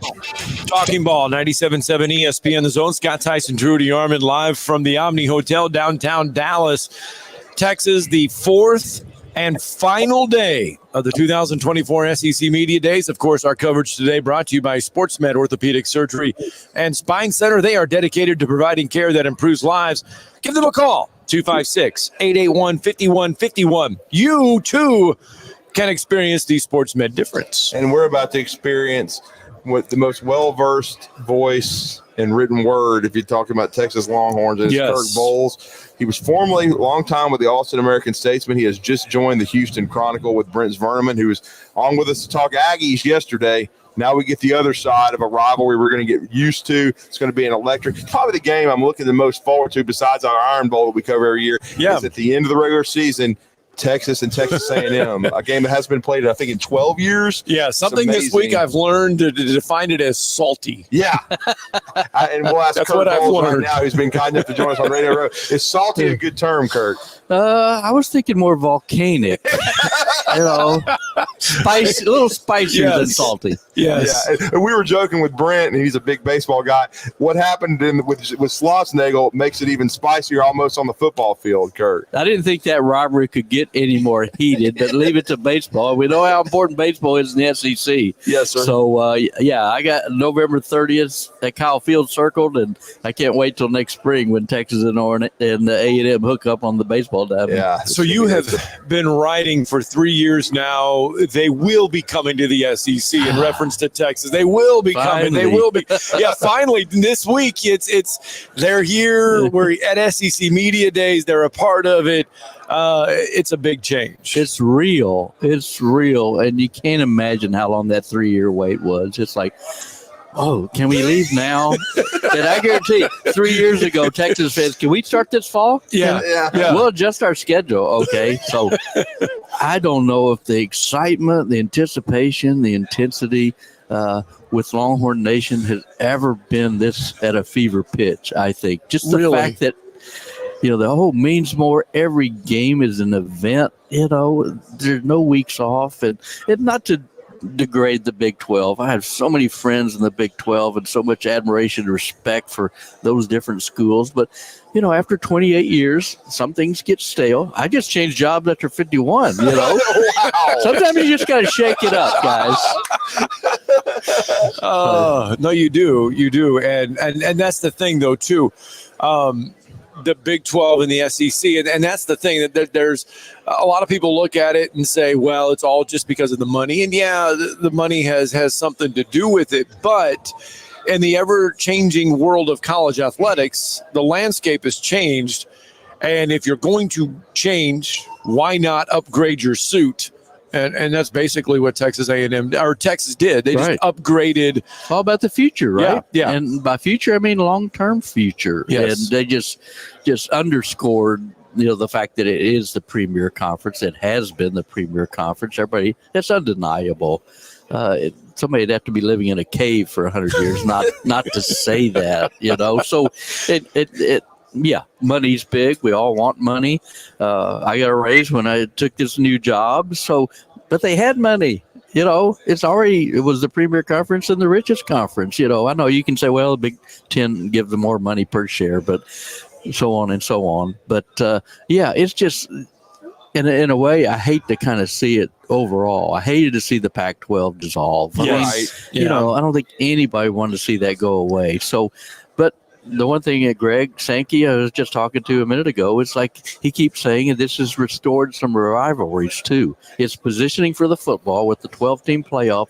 They haven't announced it's gone to 24 teams yet, have they? Is that next week? Or, we asked Rich Clark that yesterday. Well, in Greg Sankey's words, we're happy at 16. We're happy at 12 today. Yes, for now. Exactly. For now. Yeah. So it's just, you know, the sport's just gotten bigger and bigger, and it almost seems like SEC is on an equal level with the NFL. And that sounds, you know, preposterous to even say that, but you guys know the interest that the SEC brings across the nation, and it seems like it's year round. Every sport. And then it's great timing because Texas they've been, you know, struggling to become relevant again for a while, but Sark in year 3, they make that huge jump. The big win was beating Alabama soundly in Tuscaloosa in the second half on both lines of scrimmage, and they springboarded to get to the playoff. They didn't end like they wanted it to, but still a ton of momentum going into the SEC, Kirk. Ton of momentum, and they're on a big high right now. And you know, naysayers can say, well, he had one great year. He was, you know, 5-7, which he said yesterday in Austin, it sucks. Yeah. And I loved his bluntness there and his candor. But and then they were, you know, 8-5 the next year. Okay, it's an improvement. But then they exploded, and I think at Tuscaloosa they feel like they've arrived. And if anything, they come into the conference on a bigger high than Oklahoma, which own the Big 12. I'm sorry, Longhorn fans, but it's true. Texas won 4 Big 12 titles, and OU won 14 in 28 years. But Texas won the last one. They seem to position themselves. You know, we heard Sark yesterday say it's the deepest, most talented roster in the 4 years that he has. So, you know, the roster makeup was terrible when he got there. You know, they'd have 22 wide receivers, and like, you know, what are you doing here, Texas? And so he built that roster to look like an SEC team. So they seem ready. And I'll say this, you know, they're not back, you know, in Texas. Sam Ehlinger, you know, when he beat Georgia in the Sugar Bowl, we're back. And no, you're not. You're back when you sustain it year after year. And I've always said and written that it's going to take like 3 years of playing and having this kind of success before you can really say, okay, Texas, we believe you're real now. Because 1 year is not enough. Remember the last time the SEC had the expansion, Missouri comes in and goes to the SEC championship game in back-to-back years. That's right. And the talk here this week in Dallas is that people love Georgia. I mean, Georgia's number 1, but most people you talk to, some people pencil Alabama at number 2, but a lot of people put Texas going to Atlanta in their first year, including in Nick the conference. Saban. Including Nick Saban. Yes. Yes, including Nick Saban. And I love that. I don't know if Nick feelings were hurt by that with some of his ex-players. Don't trust the guy writing from his mom's basement. There you go. Yep. So I think the fact that Nick forgot his credential and Nick's talking about working long hours, he knows what our jobs are like. Finally, okay? Yeah. Not as soft. Yeah. A little bit. When he goes, he's not going to where we're going when he goes home either. So, Kirk, but you talk about though the expectations though of Texas. I mean, there is that talk that they are going to Atlanta. I mean, they're and then there's people that say, well, you know what, Texas has never played an SEC schedule, so they may be favored to go to Atlanta, but they're going to get an awakening though once they play a full schedule. Probably more than ever at Oklahoma and Georgia back to back in October. I mean, historically, Texas game after Oklahoma was always Arkansas, and Arkansas made it its Super Bowl. Yes. And Texas, they didn't own, but they dominated that series with Arkansas. And that's another rivalry that's been renewed. That's really neat. Absolutely. And I remember when Sark went there the first time, I guess it was year 2, was, and just got blitzed. They just taking no prisoners. And I wrote at the time that Sark screwed up. He didn't know the level of hostility. He'd been to Fayetteville, but he'd been to Fayetteville with Nick Saban and Alabama, a superior team. So he didn't. And I don't think they hate Alabama like they hate Texas. No, they don't hate. No. And so he kind of. And he better be careful about going to A&M, with Schlossnagle and everything. I'm surprised they're not adding on to Kyle Field so they can get 200,000 into that game, because there's going to be fireworks and stuff like that. They better have a lot of security. It may break the George Strait record. Oh, yeah. Well, you're joking about that, no doubt. Kirk, what is your biggest questions for this team at Texas on both sides of the ball? Because for me, my biggest question is, I think Bo Davis is the best defensive line coach in the country. Excellent. I thought he did an unbelievable job at Texas. I thought that's the reason they dominated the game against Alabama in the second half, because they couldn't block Texas up front. Bo is the best at what he does, but now he's gone to LSU. Big loss. Huge loss. That's as big a loss as those 4 wide receivers and those two big behemoths, Devondre Sweat and Byron Murphy, because nobody could run on Texas. Nobody, And everybody goes into it like, well, we're going to have to pass 35 times. They don't have that anymore. He likes his depth, but he doesn't have that superstar talent in the middle. So that's going to be fascinating to watch. Their secondary was a wreck last year. They were 116th in pass defense. You saw the Sugar Bowl. Yeah. I mean, they couldn't touch. Michael Penix Jr. threw for 430 yards, and he just blitzed that. So the secondary, the defensive tackle position, and then their red zone offense was bad. They had a great offense, but they had a 1st and goal against Oklahoma, couldn't get in, and they ended up losing by 4 points there at the end of the last 15 seconds. So those are probably the biggest issues. And the wide receiver core has been depleted. Got a lot of talent there. Isaiah Bond's one of them. But how quickly does Quinn Ewers develop a rapport with those guys? Well, you bring up Quinn Ewers. He's got to be healthy. I mean, last year they were very fortunate. He didn't, he got banged up, missed a couple games. This year, I don't know if I know Arch Manning is there, and Steve Sarkisian talked about him waiting in the wings. Who's that? Arch who? Martin Manning. Yeah, I remember. Yeah, he gets brought up. I mean, Steve Sarkisian brings him up yesterday, how he's been patient and waiting his time, but it's different. I mean, they need Quinn Ewers to not miss any time, I think, this year. Arch Manning's thrown 5 passes. Boy, he looks good in a uniform. He tore it up in the spring game, 3 touchdowns. And, long term, I think Arch Manning's going to have a much longer career, better career, NFL, and all that than Quinn Ewers. But that's not to denigrate Quinn Ewers. But he missed 5 games the last 2 years. So, and Arch Manning's probably not ready for SEC competition. So, that's going to be huge. I think it's also another reason he came back. NFL, there was 6 quarterbacks, first 12 picks. Mm-hmm. And so he knew his stock wasn't that high. So, they need, and he had a swagger this week, I think, that we kind of hadn't seen. So he's grown into, his body, his persona, and as a leader. So huge component this year. Well, and then you mentioned Bond, who made a lot of big plays for Alabama down the stretch. They also got Nye Black, who had bright moments, wasn't consistent, but I've seen Sark's magic with these skill guys and what he can do in matching guys up, motion shifts.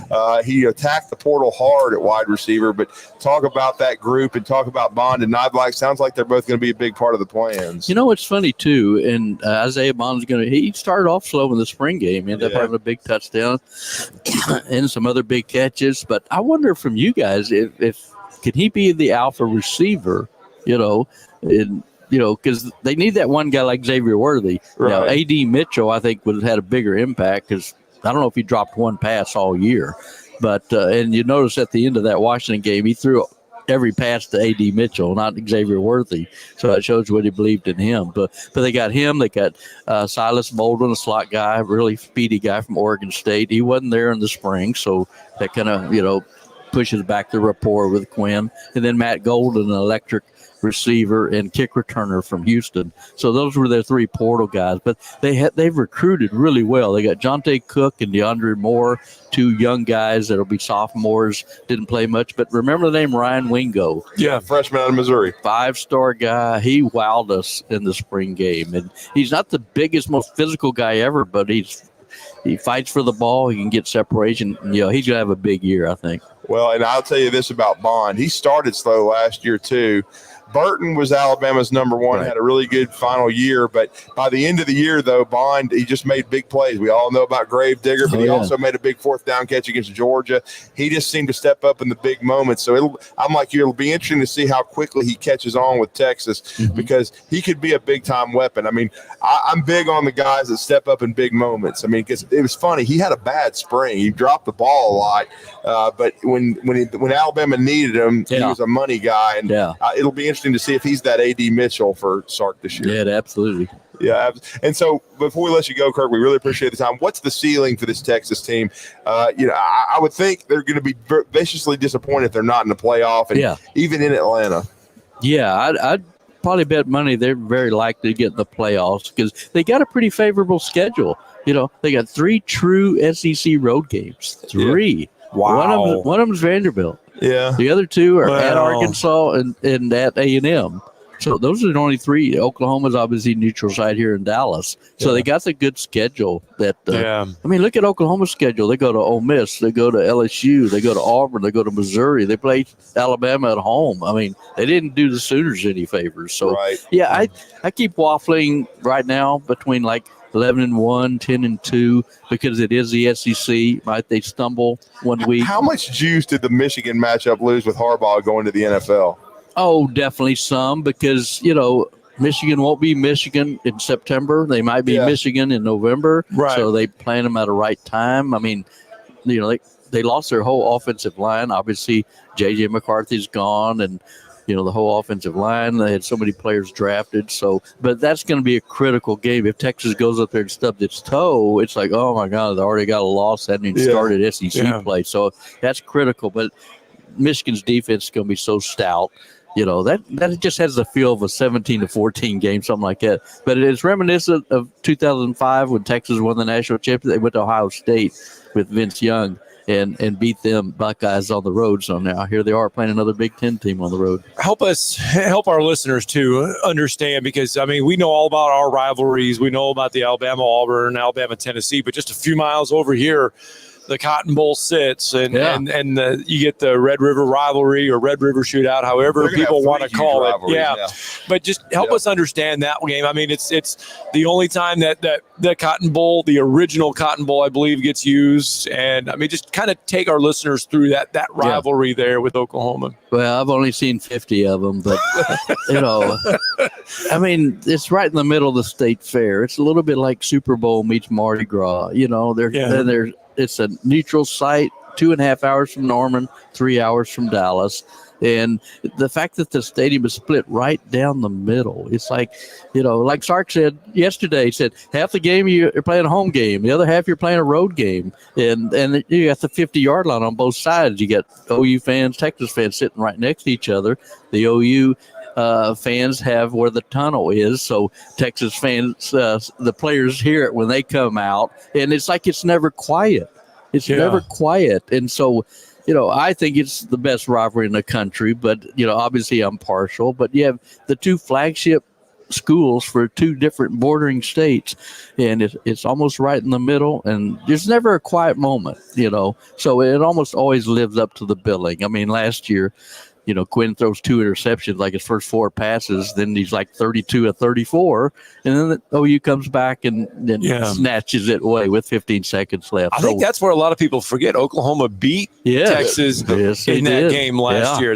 Texas had a fantastic year, but Oklahoma got the best of them in that game. They did, and like I said, they beat them with 15 seconds left. Washington held them out of the end zone the last play of the game. And I really think if Texas had played maybe Michigan in the semifinals, it was a better matchup because Texas' run defense was so stout, and that's what Michigan preferred to do.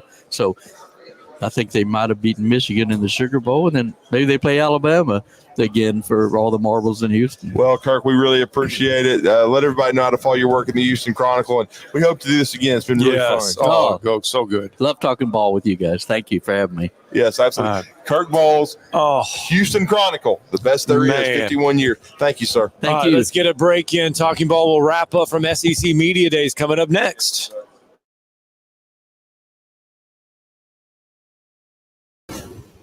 You're listening to SEC Media Days on 97.7 ESPN The Zone.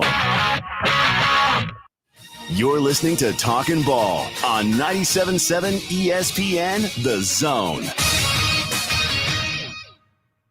Watch out for water main work in Decatur along Indian Hills Road throughout the day today. Accident-wise, we had one remaining 72 west of Mooresville Road, single vehicle. It should be wrapping up pretty quick.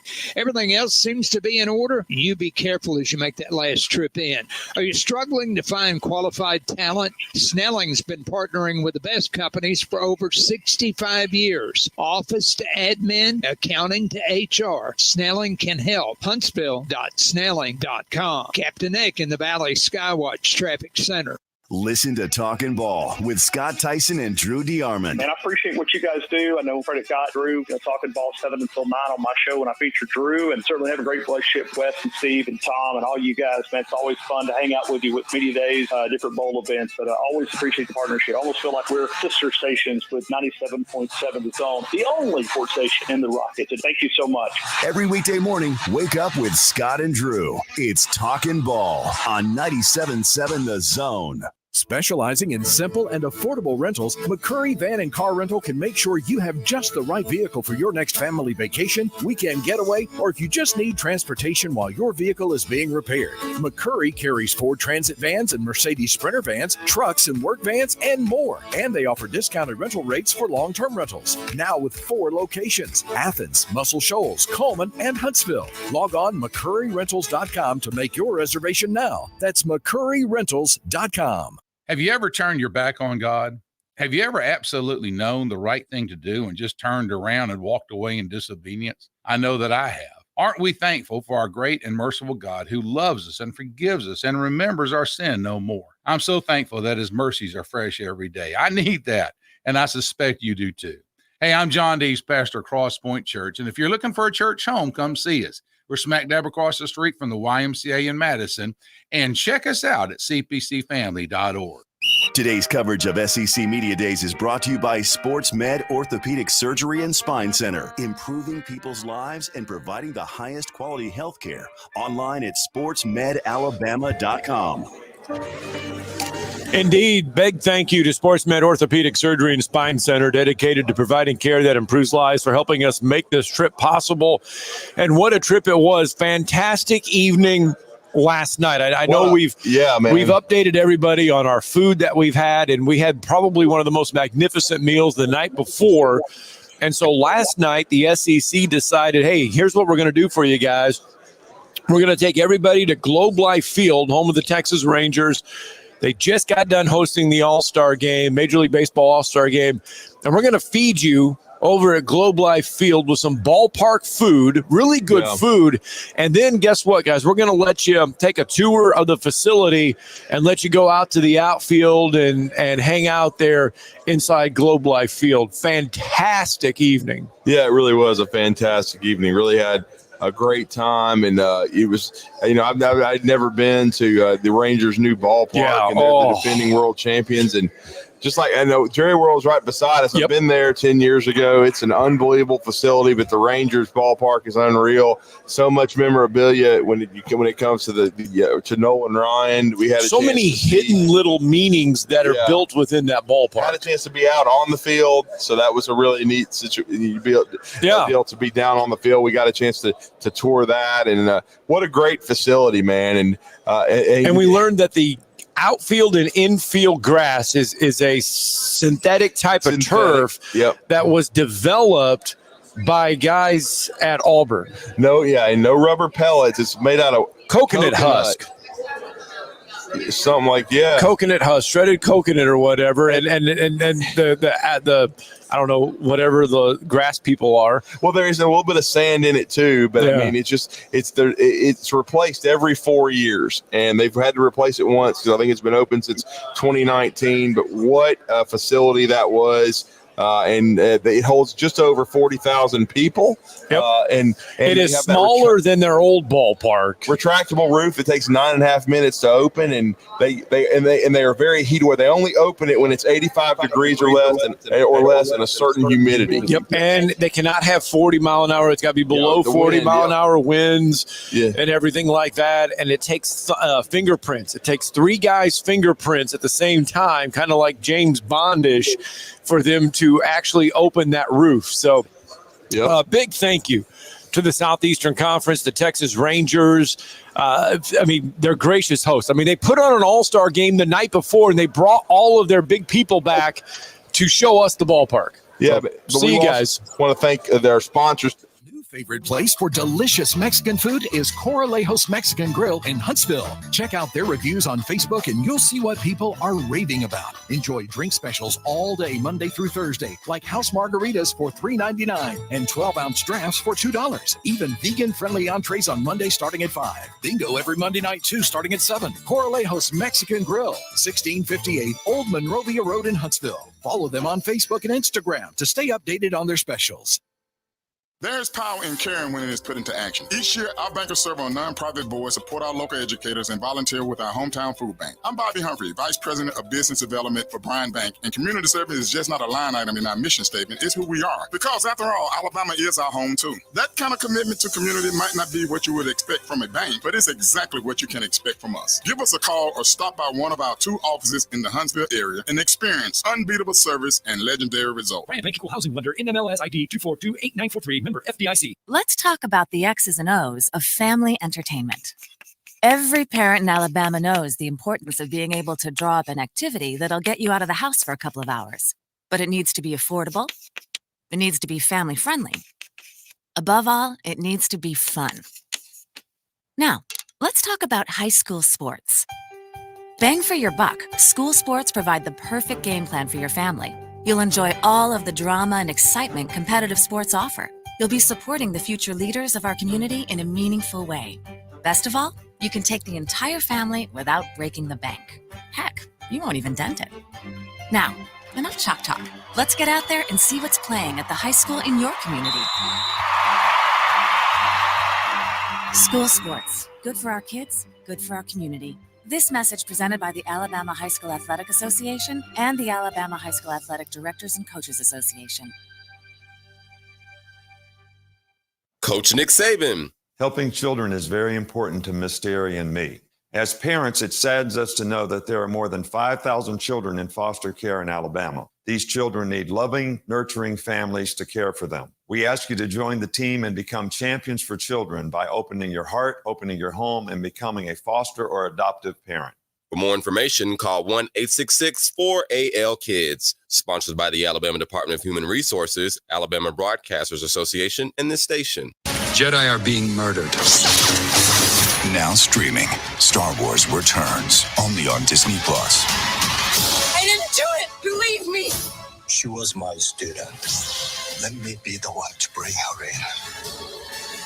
Now she is a student of the dark side. An acolyte. Star Wars: The Acolyte. New episodes Tuesdays, only on Disney+. WZZN, Union Grove, Huntsville, Alabama. Your home of the Crimson Tide Sports Network. This is SportsCenter. I'm Christine Lisi. Justin Thomas, the clubhouse leader at the British Open at 3 under following his opening round 68 in golf's final major of the year. Defending champ Brian Harmon is 5 strokes back. He's 2 over through 17. John Rahm also 5 strokes back. A rough start for Rory McIlroy trying to end that 10-year major drought. He is 6 over through 16, so he's 9 back of Thomas. World number 1 golfer and the betting favorite Scottie Scheffler set to tee off in about 10 minutes. The WNBA would receive about $200 million per year as part of the NBA's recently approved media rights deal, according to multiple reports. Even with the annual increase of around $140 million, the new number does concern the executive director of the WNBA Players Union. Terry Jackson said in a statement, the WNBA is being undervalued at $2.2 billion over 11 years, with its popularity at an all-time high. If you're looking to move out of your parents' place, you could really cut expenses by bundling your car and renter's insurance with Progressive, which is good because your little brother has gotten really territorial. You're blood related. You'd think it would be fine to share food in the fridge. I mean, who writes their name on every individually wrapped slice of cheese, Tyler? Still, you've got to admire the commitment. So bundle your renter's and car insurance with Progressive and use the savings to help you move out and have all the cheese you want. Progressive Casualty Insurance Company. Coverage provided and serviced by affiliates and third-party insurers. Not available in all states. Follow us on Twitter. Subscribe to us on our YouTube channel and Twitch. Just search 97.7 ESPN. We are 97.7 ESPN The Zone.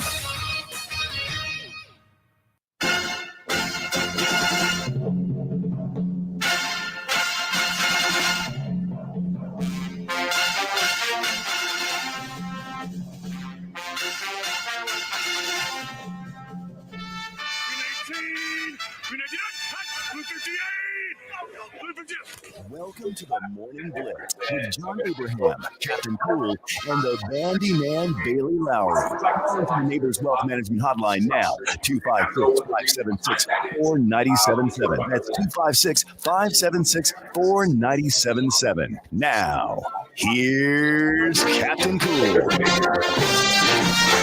Hello and welcome in the Morning Blitz. Generally, Captain Cool Drew Armin here live at the Elko Hotel here in Dallas, Texas. We've had a lot of fun so far, a lot of good nights, a lot of good days, a lot of good mornings. It's been a lot of stressful times as well, but at the end of the day, we've gotten most of the interviews in, and now we're really at the end of the line, Drew. And now we're to the point where we get to look forward to Sam Pittman. We get to look forward to Auburn, Mike Elko, a lot of new faces. Mark Stoops. We were gonna line them up, but of course they're later on through the day, so we're not gonna really be talking too much about them. We'll leave that to Thom to maybe touch on for a few moments. But first questions I want to hop into for today are going to be around Mike Elko and of course this Auburn Tigers squad as we look towards this new year. But a lot of similar faces. Peyton Thorne's still going to be the quarterback of this team. Jarquez Hunter going to be running the rock for the squad.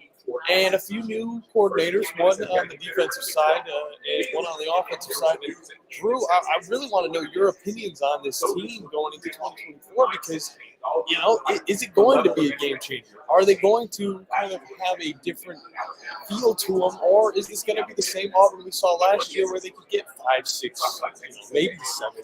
No, this is going to be a better Auburn team. I think they're going to be deeper. I think the offensive line, second year with us, they had to go so portal heavy, and they still a big part of it is going to be Percy Lewis too. Grab him. He's from Mississippi State, but he's a proven left tackle in the SEC. It allows them to slide. Dylan Wade into left guard. Connor Liu is one of the better young centers in the SEC. They signed him out of the Kennesaw, Georgia area. Flipped him from Miami. He'll be a big part of things. He got to play a lot last year. He's going to settle in. Jeremiah Wright is probably their most experienced guy with right guard. He's really come into his own. And too tall, Xavion Miller. He's a junior college transfer, John. He came in last year, played quite a bit, with JUCOs, what I've always seen is the second year is always usually the best after they get a year of SEC football. So too tall. I think he's going to be the right tackle. They've got better depth on the O-line too. They've been able to acquire in the portal and recruiting, and I just think Auburn is going to be better up front, which is going to help Jarquez Hunter, who you just mentioned. Remember, he had a legal situation last year, so he was started late, didn't really get into a rhythm. Hunter will be a senior and be back, and they've got Damari Austin, who they really like, is out of the Atlanta, Georgia area, who had some bright moments. So they've got a nice 1-2 punch of running back. But now what we're going to see, you mentioned Peyton Thom. I thought he played well against Georgia. I thought he played pretty well against Alabama, has the right moments. He's got to be consistent. But a lot of the inconsistency came from the wide receiver core, which is dropping the ball, not being on the same page with the quarterback, wrong routes, not playing with the kind of attention to detail and focus that Hugh Freeze wanted. They went out to basically they attacked recruiting hard within the state of Alabama, and it paid off. They got Sam Coleman, who had an unbelievable 8A game, was MVP. He's a 5-star at Phoenix City, Alabama. He's MVP of the 7A state championship game, the win by 5-6 in that group. He's got a chance to be a freshman All-American. Don't forget, they got some other. They really signed 4 really good freshmen out of that group. They got Bryce Kane out of Baker High School in Mobile, Alabama. I'm not sure he'll play a ton this year, but he's got some speed. Down the road, I think he'll be a good player. Same way with Malcolm Simmons out of Benjamin Russell. Remember, Perry Thompson didn't go through the spring. He's a big physical guy to Foley. He's another one who will probably be in the rotation.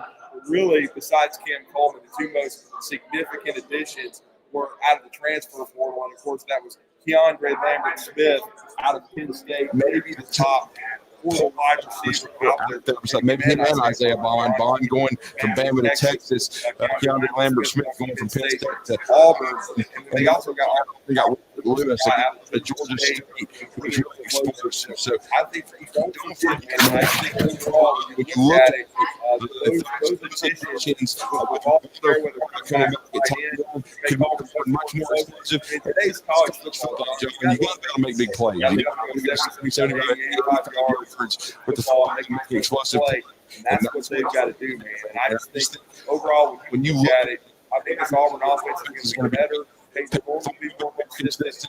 I think it's a key area for Auburn is the defensive line, and they've got to be better along that D line, John. I thought last year they wore down. They didn't have enough depth. Kelvin Foss will be here later today. Representing Auburn, he's a sophomore from Holland. It's just a massive specimen. Had a solid freshman year. They need him to make that jump, be an all-SEC player, and get that D-line playing at a higher level. No doubt about that. And when you look over on the defensive side, they do have DJ Durkin as their new defensive coordinator. What's he kind of bringing over to the squad that's going to change things from last year and make this team a little bit more aggressive on that side of the ball? He's a safer guy. He's from the tree, so it's just a lot of similarities there. I just think people can detail. And he's an SEC grinder. There's still a lot of success like that at all. DJ Durkin's been this. He's going to him. Now he's going to be at Auburn. He was a consultant for Nick Alabama. We've had some success at Maryland as a head coach. We know how that ended. He's a good defensive with the tar ball. He's worked for a lot of great people. So hopefully Auburn's defense is going to be on the same page. Last year was Ron Roberts.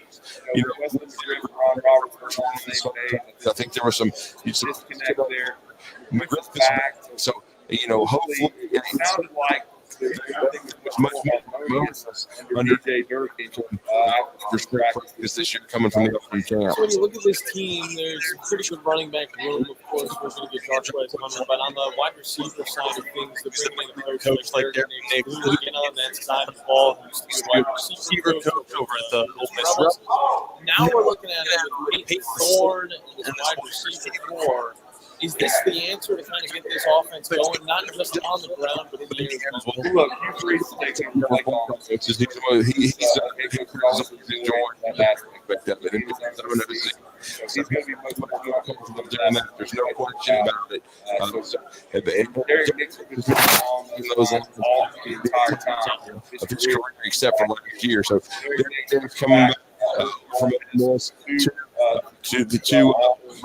It's a much better fit for there's a lot of synergy there between the two guys. And he's done an amazing job working with Hugh and coaching wide receivers, getting a lot out of those groups. And so it's going to be really interesting to see how that dynamic and magic is still there. And I think it is. It's just they're connected. And so I would think the offensive line continuity and bring back some of those guys, but then adding versus I just think when you mix it all together, it's going to be a much better offense. Defensively, if they can replace some of the big pieces that they lost to the NFL, led by DJ James, and then those guys back there that were in the NFL, all their secondary, Scott has been healthy, they're more effective.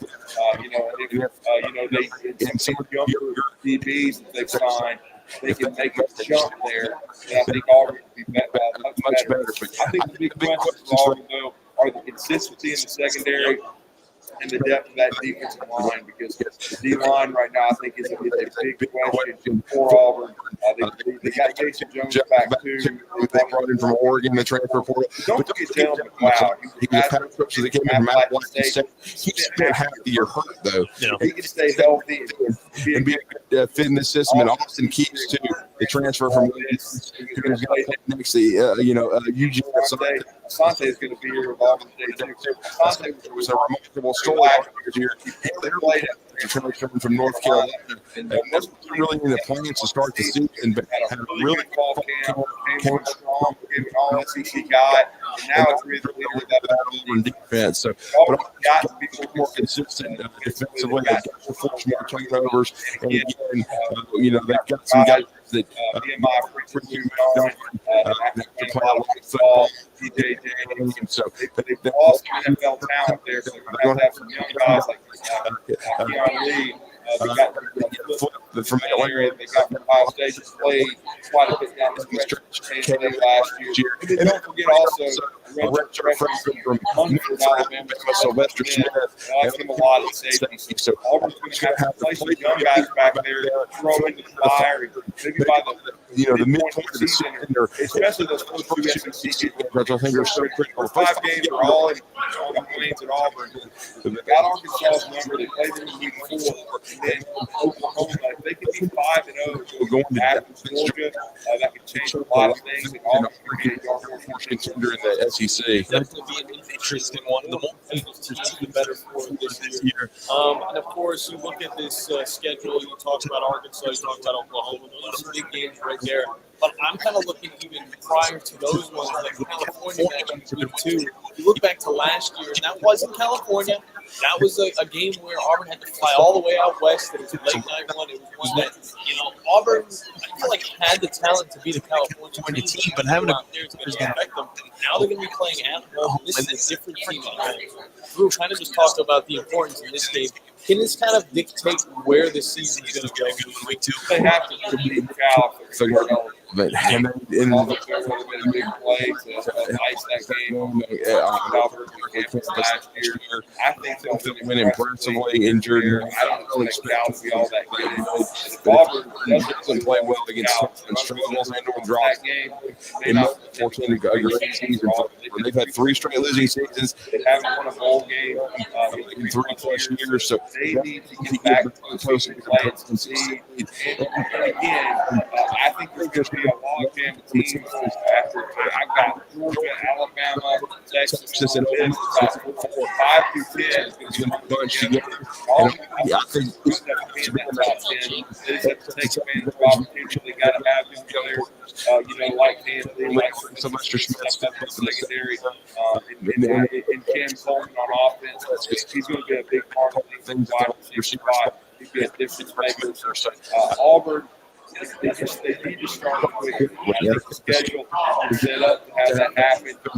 Again, don't forget they need to be 5-0 because in October they don't have so the schedule will flip towards the second half. And then the second half, we're going to get into real good. They're going to get Texas A&M in Alabama. None of those matchups really easy. Maybe Vanderbilt. You never know what's going to happen, of course, with that Clark squad. But the end of the year does look like it's going to be a challenge to finish up those last two matchups. Specifically, we got to hop into a break. You can catch him from 7 to 9. Had a lot of fun out here in Dallas. I almost said Atlanta. That'll be next year. And of course, Bandy Man's been setting us up every single day back at the studio. We'll get a little bit more conversation there. October at Mizzou at Kentucky, and then that's really difficult. They're both really good football teams, and then you'll have Texas A&M at home at the end of November. But at Mizzou at Kentucky, it's going to be a disaster at Georgia. You're on the road. You get a bye after the Georgia game. At Georgia, at Mizzou, at Kentucky. That's going to be the main corner for Auburn. No doubt about that. We're going to hop into a break. When we get back, we're going to hop into a little bit more of this Texas A&M squad. Of course, Mike Elko going on to the podium for his first time this year. So, don't go anywhere because you're listening to the Morning Blitz live from SEC Media Days here on 97.7 ESPN.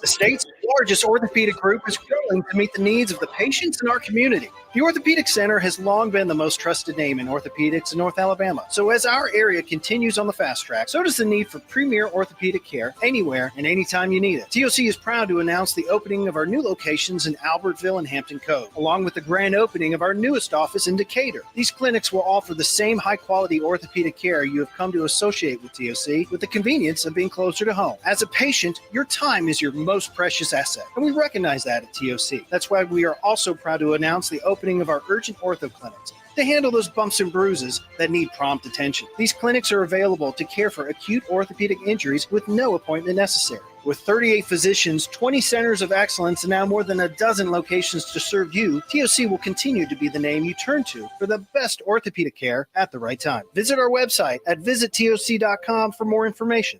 TOC, helping you live a better life. By now, you know about Eagle Masonry and Insulation, and maybe you know that Eagle also does landscaping and dirt work. But how about after paint work? Shower doors, shelving, and mirrors, all taken care of by Eagle, the same Eagle that takes care of all your masonry, insulation, and landscaping needs. Eagle brings the same level of expertise to all these disciplines, and they're ready to provide you with a free quote. The website is the same, insulatewitheagle.com, as is the phone number, 256-755-1556. Give them a call and see what Eagle can do for you. Eagle saves you time. Eagle saves you money. Hey folks, Bob Baumhauer here. We're extremely proud that Baumhauer's Victory Grill has been serving Alabama for 43 legendary years. Our motto is legendary fun, legendary food, and we strive to make every dining experience a special one for all of our guests. Our menu features delicious, always fresh and scratch-made in-house recipes. And of course, our award-winning wings and sauces. And don't forget, our happy hour and halftime daily specials cannot be beat. Baumhauer's Victory Grill, legendary fun, legendary food. Embark on a flavorful journey at the Brewers Cooperative. Located within the vibrant community hub of Stovehouse in Huntsville, our brewery isn't just about crafting exceptional beers. It's a destination where culinary delights and local brews harmonize. Whether you're seeking a laid-back lunch or a lively dinner with friends, our diverse menu has something to please every palate. With a commitment to quality and a passion for innovation, we invite you to savor the unique flavors of Huntsville's craft beer scene at the Brewers Cooperative. Call 256-678-7036. The Brewers Cooperative. From the Fox 54 Weather Center, I'm meteorologist Emily Owen. Scattered showers and a few thunderstorms continue throughout this Wednesday night. Low temperatures expected to fall into the lower 70s for the overnight. For our Thursday, we'll see scattered showers and thunderstorms once again. High temperatures topping out in the mid to upper 80s for the afternoon. I'm Fox 54 meteorologist Emily Owen on your home for ESPN Radio 97.7 ESPN, The Zone.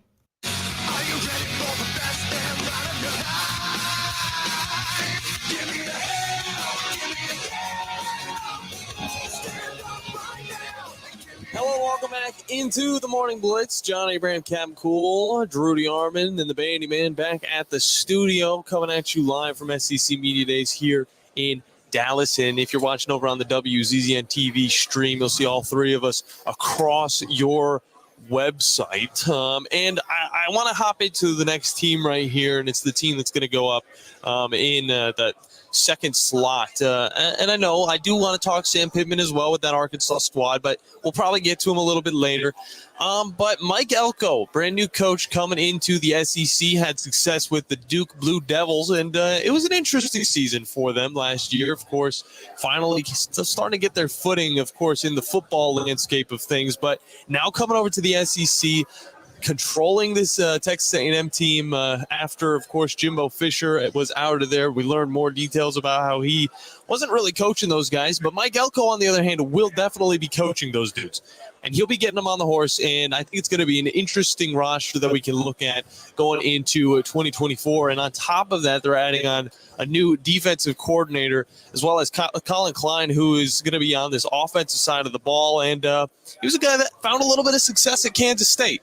And I want to talk with you, Drew, about this team and how they're kind of changing things the same as everybody else is in the new landscape of the SEC. And how is this team going to kind of be different from Jimbo Fisher's offense, his defense, compared to now Mike Elko as the new man in charge over in Aggieland? Well, I mean, he spent 4 years with Dirt Neck, a.k.a. Jimbo Fisher, did Mike Elko, and that I think they went 34-15 while he was there. They were much, much better, and they had a year in 2020, where they nearly made the college football playoff. They only lost one game by 30 to Alabama, but still, I mean, that was a special Alabama team. That was a really good A&M team, had a great year. Elko, they had a lot of discipline, and they played at a much higher and consistent level defensively when he was there. It wasn't the sexiest hire because a lot of people were wondering if A&M would try to make another big splash after having to buy out, Jimbo and give him $86 million or whatever it was to go away. But I think Elko was a really good hire. Yeah. Someone that's familiar with the personnel down there, familiar with how A&M works, and don't discount the 2 years he had at Duke. He did a really good job at Duke, kind of building on, what David Cutcliffe had accomplished there with the Blue Devils. And, Riley Leonard became a star under his leadership, who's now ironically the quarterback at Notre Dame, and A&M will open against Notre Dame. So that's going to be a very interesting opener for Mike Elko.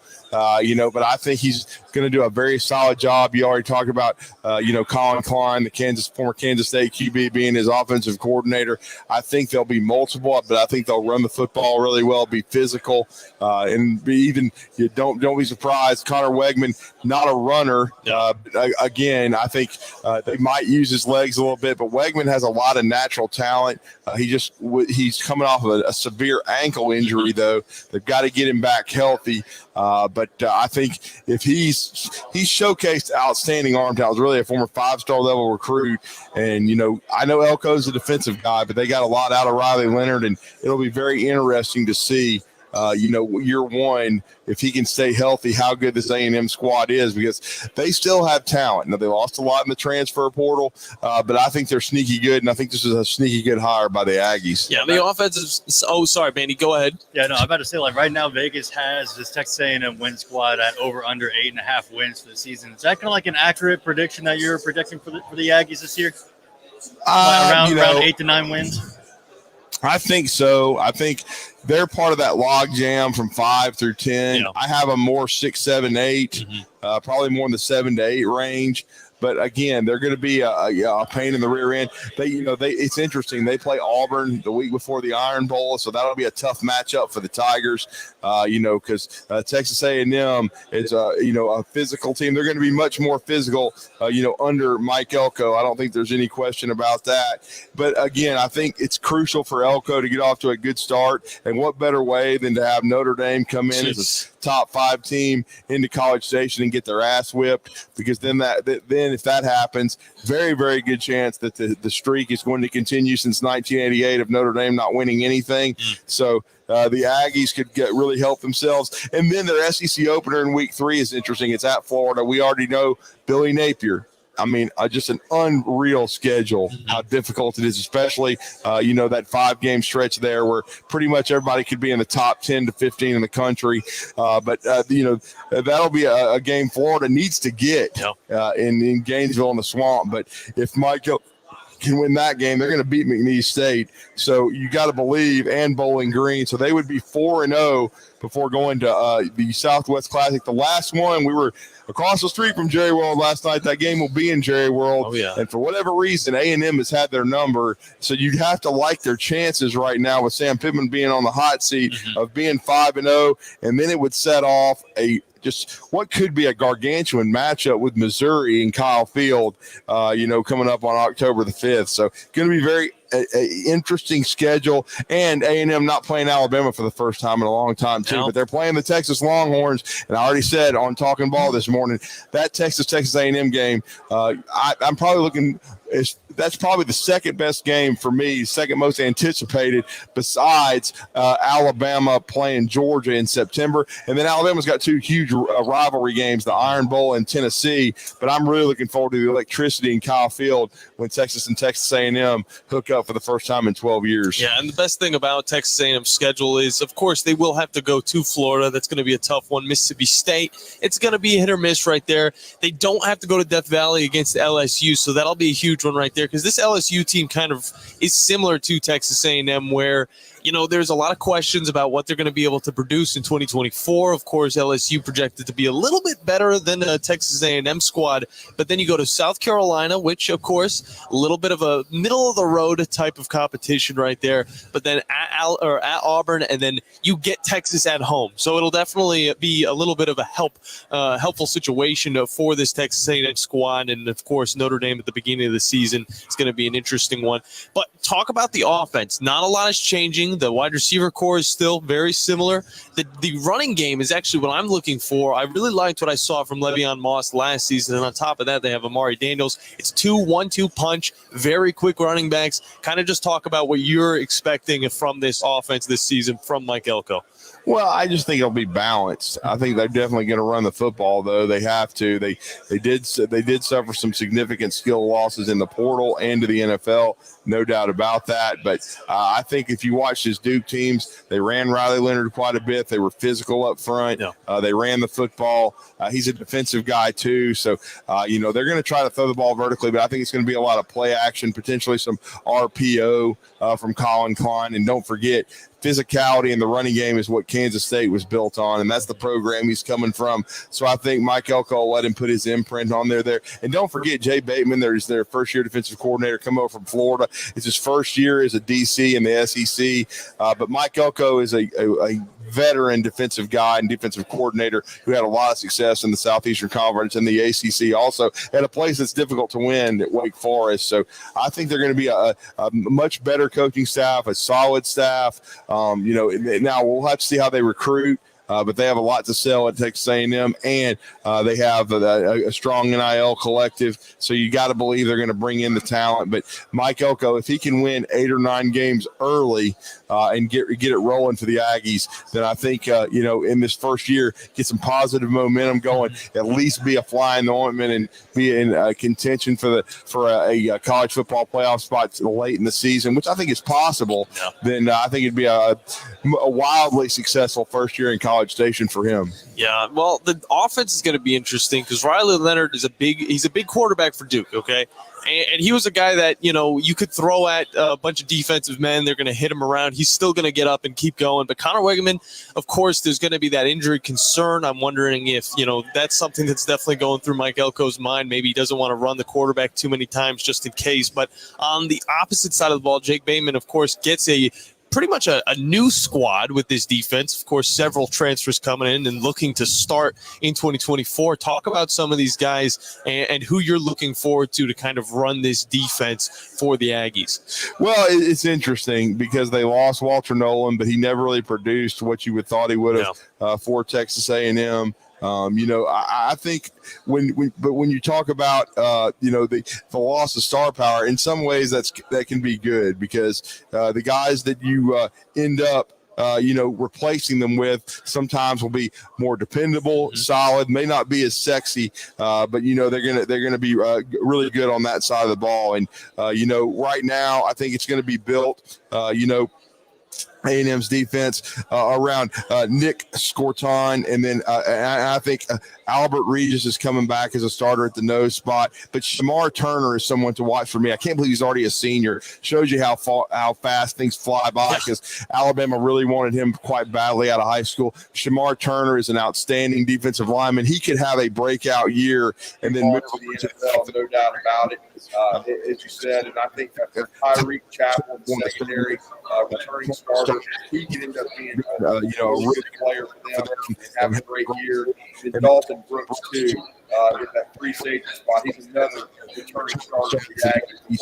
So I think A&M can be solid defensively. They may not have any of the household names or sexy names out of that recruiting class 2 years ago. Most of that recruiting class since Shamar Turner, those 2 recruiting classes are gone.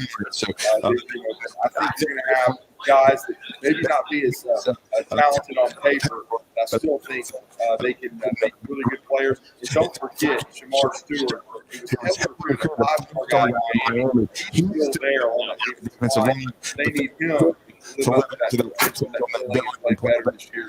In the trenches. It's going to be a lot of fun to watch this team when we're going to be able to move on going into 2024.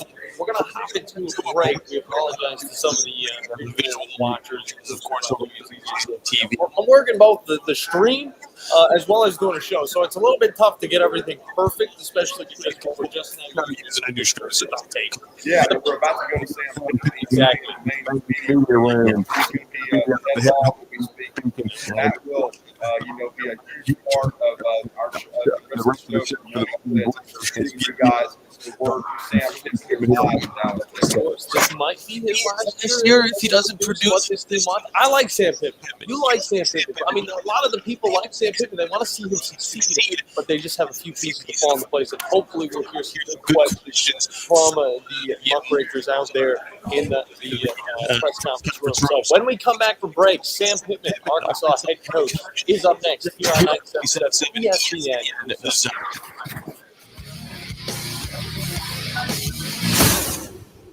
Listen to Talkin Ball with Scott Tyson and Drew DeArmond. Y'all the best, man. Hey, just don't make sure I don't get that Moulton flag. No, sir. Not at all. Thanks, Coach. Ronnie Stapler joining us. No, Coach, you're not going to get the moron of the year plaque. Every weekday morning, wake up with Scott and Drew. It's Talkin Ball on 97.7 The Zone. Are you tired of chasing a roofing contractor to show up on time or even show up at all? I'm Sam Fleming with Fleming Roofing and Restoration.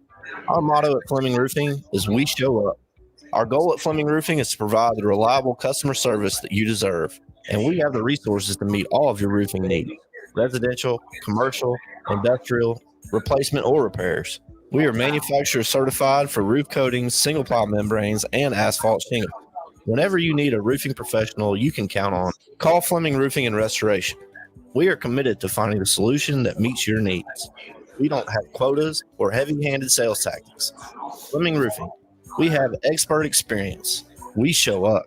Free estimates, residential, commercial, industrial, replacement, or repairs. Check us out at FlemingHSV.com. FlemingHSV.com. When you need a quick response, it's Fleming Roofing and Restoration. We show up. You need a lawyer. I'm attorney Gary Lackey. When you call for a lawyer, where does that phone ring? It might be in a call center somewhere, maybe 100 miles away, but my phone rings in my office. The Lackey Law Firm.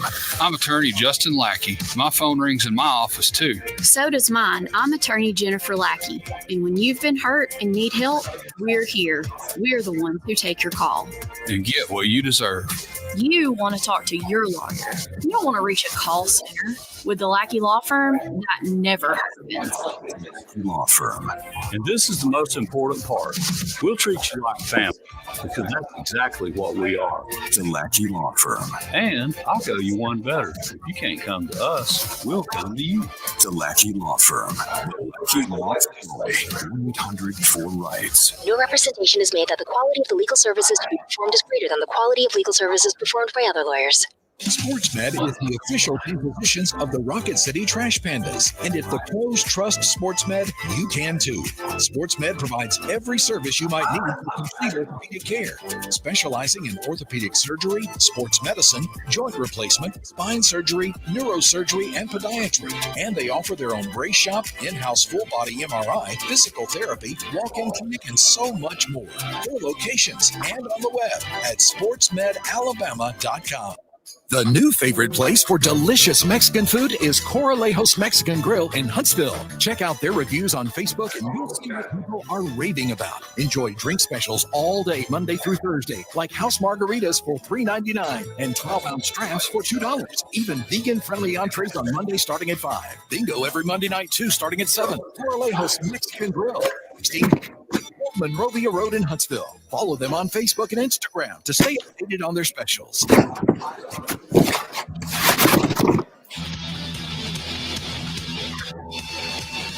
Hello and welcome back in to Morning Blitz. John Ingram, Captain Bull alongside nobody. Drew has already gone into the press conference room, getting ready for Sam Pittman, of course, Arkansas head coach. Welcome to Thursday. They're getting ready for it right now.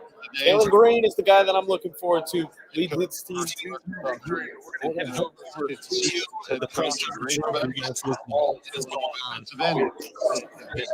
He was an NAIA All-American and twice earned all-conference recognition.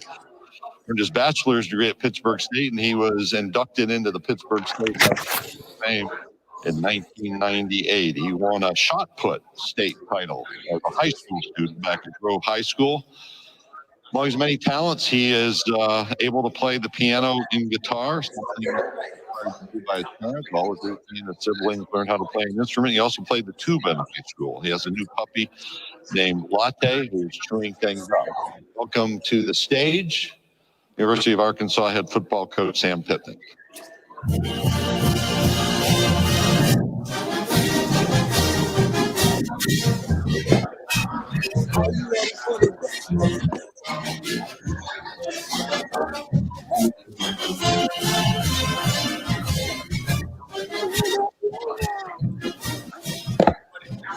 Morning, everybody.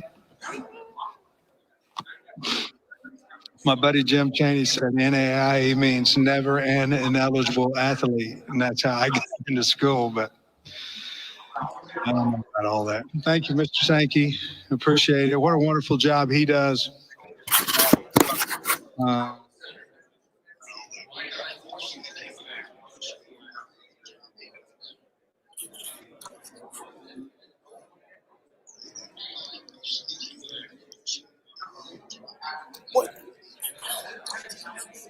What's going on? What? Why?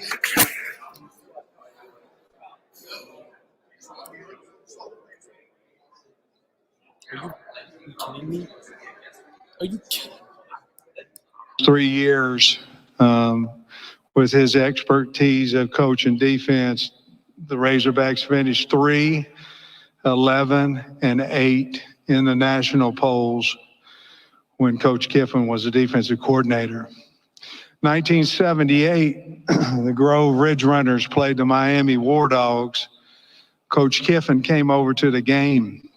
Now, I always knew I wanted to be a coach. And Coach Kiffin came over to the game, and he was there to see Todd Berry. Todd Berry was the #1 ranked quarterback in the state of Oklahoma. He was not there to see any of the Grove Ridge Runners. We lost the game late, 21-16, and Charlie Cooper, our head football coach there at Grove, Coach Kiffin came in and asked could he talk to the team. And he came in and he said some unbelievable things about our toughness and our fight and our grit. And I remember, you know, the impact that his speech that it made on me. And I thought, you know, as I become a coach, how we can change lives and how we can be meaningful to young athletes, young people, by the way that Coach Kiffin talked to us that day. I'll never forget that as long as I live. The other thing I want to say is about Coach Saban. when Coach Saban had interest in me, it changed Jamie and I's life. It changed our life financially. It changed our life in myself having confidence in my ability. And then whenever I went to the head coaches meeting, it goes in alphabetical order, and I sat right next to Coach Saban, and I'm not saying he took me under his wing, but I was nervous sitting next to him. I'm sure I asked him more questions than what he might wanted to answer, but he answered every one of them. And I think there's a reason why I went to work for Kirby at Georgia. I think it had a lot to do with Coach Saban. Derek Dooley started that at Tennessee, but Coach Saban's the GOAT, and he is someone that our league is going to miss dearly, and I just wanted to talk about that. I want to thank Hunter Yurachek. We work with a great group of people at Arkansas. And, Mike and Bucky and Dave and Cal and Shauna and Jordan and Courtney, just wonderful people to work with. Chris Johnson just won the national championship in women's track, and just a great group of people. And it's really about what the state of Arkansas is all about. And we brought Taylon Green, Andrew Armstrong, and Landon Jackson here. All three of those guys have Texas ties. Taylon Green, obviously, is our quarterback, transferred in January. Bobby Petrino went out and handpicked him. He's perfect for what Coach Petrino wants to do for our offense, and he's got great leadership skills. He's a wonderful athlete, and I'm excited for you guys to meet him today. Andrew Armstrong is also from Bishop Dunn here in Dallas, a wide receiver. He was our top production wide receiver last year. He's excited to be back in Dallas. You'll enjoy him as well. Landon Jackson led our team in sacks, led our team in tackles for losses last year. He was also a captain for us last year. He's right here from Pleasant Grove High School in East Texas, and we're happy to have those three with us. They, along with a lot of guys, are developing a culture, along with Ben Souders and the Streak staff, that is like no other. I'm so excited about this football team, and I'm excited about the talent level, but I'm also excited about the culture, about the way these guys treat each other, the way they talk to each other, the way they go out with each other, the way they compete against each other. Over the past 4 years, we've been invited to 3 bowl games. 2 of the last 3 years, at some point in the season, we've been ranked in the top 10. And I love this team. I love our coaches. Our expectations are as high as they've ever been for this season coming up.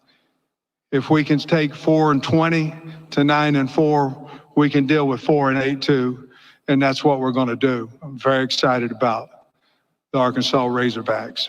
Coaching staff, we have a new coordinator, Bobby Petrino. You guys are very familiar. If you're familiar with football, you're familiar with Bobby Petrino. Did a wonderful job at the University of Arkansas and other places. Been a head coach in the National Football League as well. Bobby's been a great resource for me. Not only I think he's a wonderful offensive coordinator, he also was a very successful head coach. And so there's a lot of times where I'm able to run things by him, and we decide collectively at times what's best for the University of Arkansas football team. Ronnie Fouch, our new wide receiver coach, come in from Missouri State, has done a wonderful job. Colby Smith was with the Miami Dolphins. He's our new running back coach. And Eric Mateus is our new offensive line coach. Eric Mateus has done a wonderful job with our offensive line, and very excited about that group. Special teams wise, we return our 2 snappers in Stein and No. We have a kicker battle going on between Shipley, Ramsey, and Vito. Our punter will be Devin Bell, returning from last year. Sategna, we're very excited about him as a returner. On offense, We have a lot to improve on. We think we addressed that in the portal with 4 offensive linemen and 3 portal running backs. Obviously went out and got a quarterback as well. Our wide receiver group is returning. But I think the most improved part of our football team this spring was our offensive line. I'm excited about that group. Defensively, we were much improved a year ago. We fewest yards allowed since 2010, best pass defense since 2014, and led the nation in defensive touchdowns with 5. We have to finish the season. We did not do that well. We've got to figure out how to win the close games. And we lost 5 games by a touchdown or less. We've got to figure that out. We feel like we're well on our way to getting that accomplished. I like the new schedule format. I think we're going to be able to see every team in our stadium over a 4-year span, and we'll be able to go to every team stadium in the SEC. This year, home with Tennessee, LSU, Ole Miss, and Texas, and away with Auburn, Texas A&M, Mississippi State, and Missouri. We play 7 preseason top 25 teams. That's how it is in the SEC. They also have to play the Arkansas Razorbacks. We're excited about our non-conference opponents this year. We go to Oklahoma State week 2. I really like that game. It's 3 hours away. They have a great program, great coach. Excited about going over there to Oklahoma State. 13 returning starters, 5 on offense, 6 on defense, and 2 on special teams. We added 17 high school scholarships addition and 22 through the portal that were scholarship players. 2024 season's a fresh start. We've been working tirelessly to address the areas we need improvement. Our players have shown remarkable resilience and commitment this offseason. We know our fans deserve a team that competes at the highest level. We're committed to making that happen. The support from our Razorback community has not wavered. It fuels our drive to turn things around. Our focus is to embrace the hog, which means we need to be tough, we need to be together, we need to be consistent, accountable, and do it with pride. I think we've accomplished that this summer. We've accomplished that through the spring ball. Every setback's an opportunity for a comeback. We've embraced that mindset. I believe in our players and our staff and our state and our direction that we're heading in, and that we're going to rise to the challenge for a great 2024 season. With that, I'll take questions. Thank you, Coach Pittman. If you have a question, please raise your hand. We'll bring a microphone to you. Daniel, Nolan, or KD. And please state your name and affiliation. So we'll come all the way up here to the front. Start here on the second row right here on the aisle. Trey. Hey, Coach. Trey Biddy, Hog Sports, 24/7 Sports. I know you guys look day to day into that first game, but I am curious. You've seen the schedule. What do you think about playing your first 5 games in 5 different venues? I don't know if any other team in the country is doing that. And just what do you think about that challenge? And have you given it much thought? Well, yes, we've obviously talked about the schedule. The deal with that, Trey, is as long as we are involved in the game in Dallas and we're involved in the game in Little Rock, we're going to have home games. This one in Dallas is an away game, but we're going to have home games that are away from our university. And I can remember, I think we had a stretch in there where we had, maybe it's 2 years ago, where we had 3 home games on the schedule, but we played in Razorback Stadium 1 of those, 5 games that over the three of the 5 were home. All I can say is we're going to try to embrace that. Last year we had the away games right there in a row. What was it, at Alabama, at LSU, on the road. We need to do a better job than what we did a year ago. The difference is a little bit too, Trey, is the time. There'll be at 11 o'clock, there'll be at noon, there'll be a night game.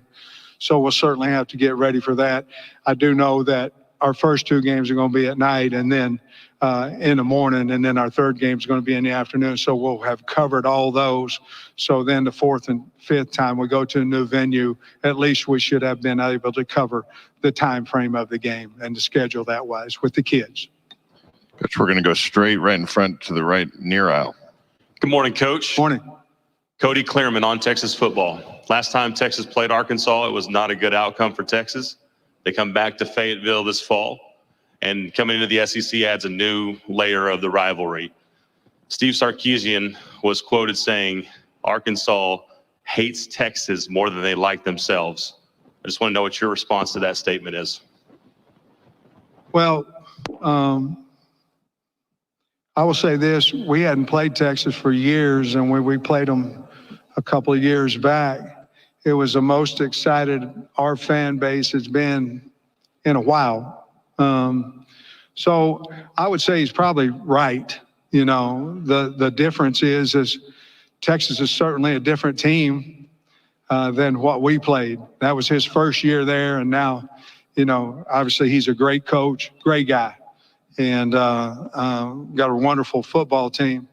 But I'm glad that we're going to play them at home again. You know, I don't know if that's fair because they came there 2 years ago, but it's an early morning game. But he's probably correct. You'd have to ask the old hats of Arkansas, but he's probably right. Coach, we'll go straight in front of me, my table. Barry? Yeah, Barry Trammell, Tulsa World. Hey, Barry. How you doing? Good to see you. Sam, we've got a 12-team playoff now. A lot more access to what people would consider a successful season. What does that do for a program like Arkansas?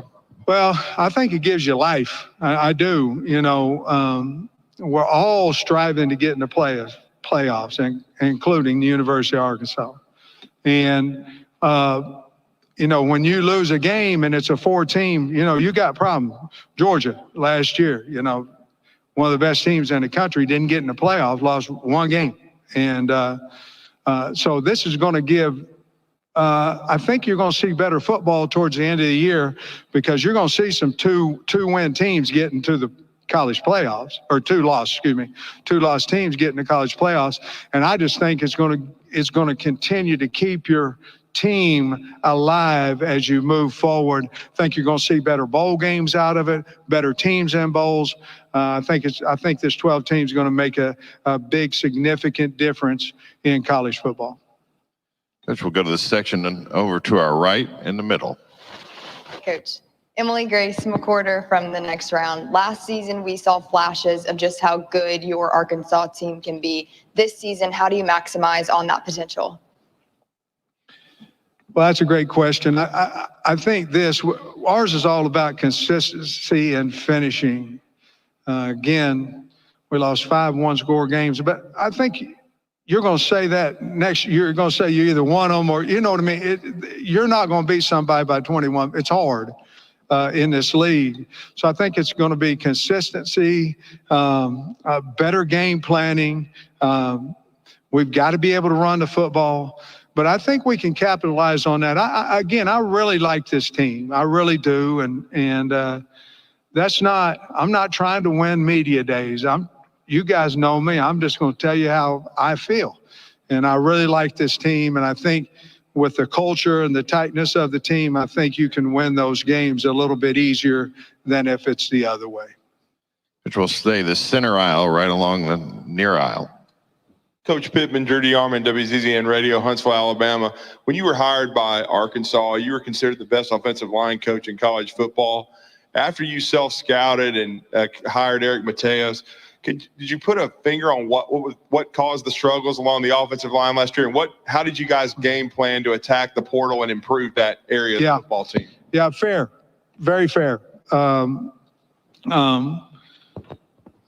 Talent-wise, we had to do better recruiting. And you talked about my O-line background. Somewhat, we've got to get better there. We wanted to attack. We had to go out and get 2 tackles. We have a player in Kudus that I really like. He lost his confidence out there. He was the best we had, but he lost his confidence out there. We move him inside. He's a heck of a player. He's one of the strongest guys on the team. Junior Carmona, Blackstock, and Nichols, those three guys, they're a little bit like Taylor Green in that his leadership is incredible, but they are too. And when you have guys that don't just want to play on the O-line, but they want to lead, and they want to say, hey, look, bro, we got to go. We got to go. We got to go. We got to go. We got to do this. We extra here. When you have those guys in there, which we have, leading like that, I think that you can get a lot better. Eric Mateus is different because he doesn't only, hey, you need to talk to him. You need to talk to him. It's not necessarily about the play that he messed up. It's about, hey, what's going on at home? There's different roots to the problem. It may not be just between the ears. It may be life. It may be home. It may be girlfriend.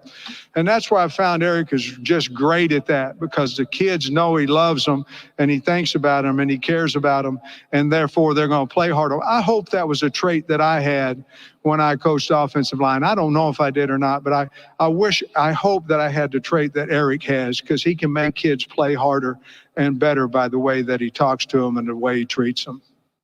Coach, we'll go in this section in front of me, midway back. Kirk. Hey, Coach. Steve Moulton, WCZN out of Huntsville, Alabama. Hope you're doing well. Doing great.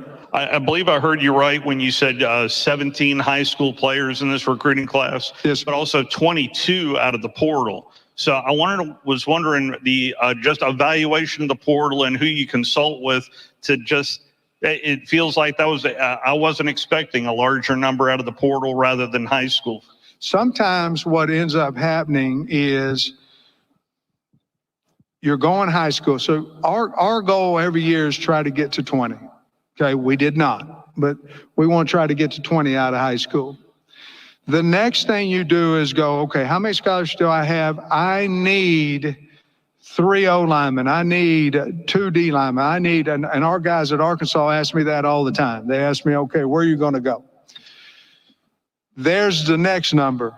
And then what you hope you get is a trade for a trade. In other words, you hope that if it's April and you get to, you'd be fine if you don't need anybody else. You'd be fine. Somebody goes in the portal, you trade that position for that position.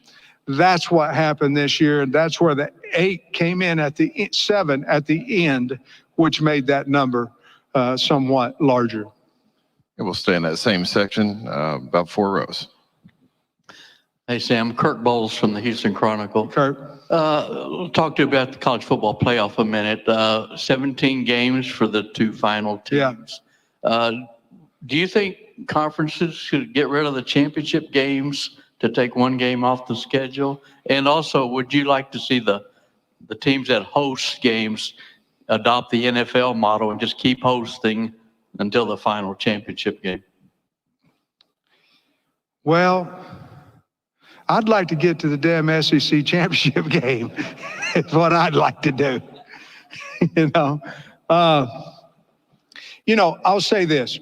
The game has hurt the league in the past. I don't think it, and I don't know if that's fair. I don't know if Mr. Sankey would agree with me, but, I remember when I was at Georgia, it hurt us. And then obviously this last year, it hurt Georgia. It's not going to now, obviously. Will there be some communication about that? Probably. But don't you want to see who the conference championship, who's the winner, I'd hate to see that game go. I know 17 is a long season, but I do think this. I think whoever's the top seed has an opportunity to host. I think that would be, they've earned it throughout the year. I think that would be the best way to do that. Coach, we'll go in the center section. Until you get to the bowl situation, and then we cannot cut any of the bowls out. None. Those are a way to get better and get your younger kids practicing. So, and I'm talking about, I don't mean Orange, Rose, and all that. I mean Liberty, Mayo. We need to continue to keep those. Okay, we'll go straight down the middle aisle.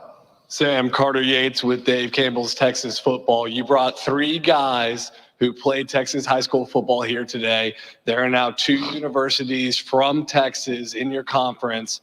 How is that going to affect recruiting for y'all? Well, we try to put a 6-hour radius around Fayetteville. And so obviously Dallas is in that radius. And of course we jump on down to Houston a little bit, about 8. But Texas, there's so many kids down here that can play. If you look at our state, we just don't have a populated state. So, we may have anywhere from 6 to 8 kids that can play football in the SEC, at least in our opinion. That doesn't make us right, but at least in our opinion. And you may, you come into Dallas and you'll get, what do you think, 50? Probably SEC players at least just in this area. So the more we can get on the team, obviously, the more familiar, the more stories we can have, the better off we'll be, the better we can do here, Dallas East. Okay, we'll go right up front here in front of me, Thom. Hey, Sam, Tom Murphy, Arkansas Democrat. Yeah, Tom. You added Bobby Petrino to your staff, already had a big name in Arkansas. I'm wondering how your mesh with him might be better than what it was last year at Texas A&M. Man, that's hard to say because I'm not positive what happened over at A&M. Here's what I know. I hire people. I give my opinion, but he's the offensive coordinator. Travis is the defensive coordinator, and that's his responsibility. Eric Matei is the O-line coach. Now, I'm the oldest GA in the country. I'm helping him. I would want to work for me.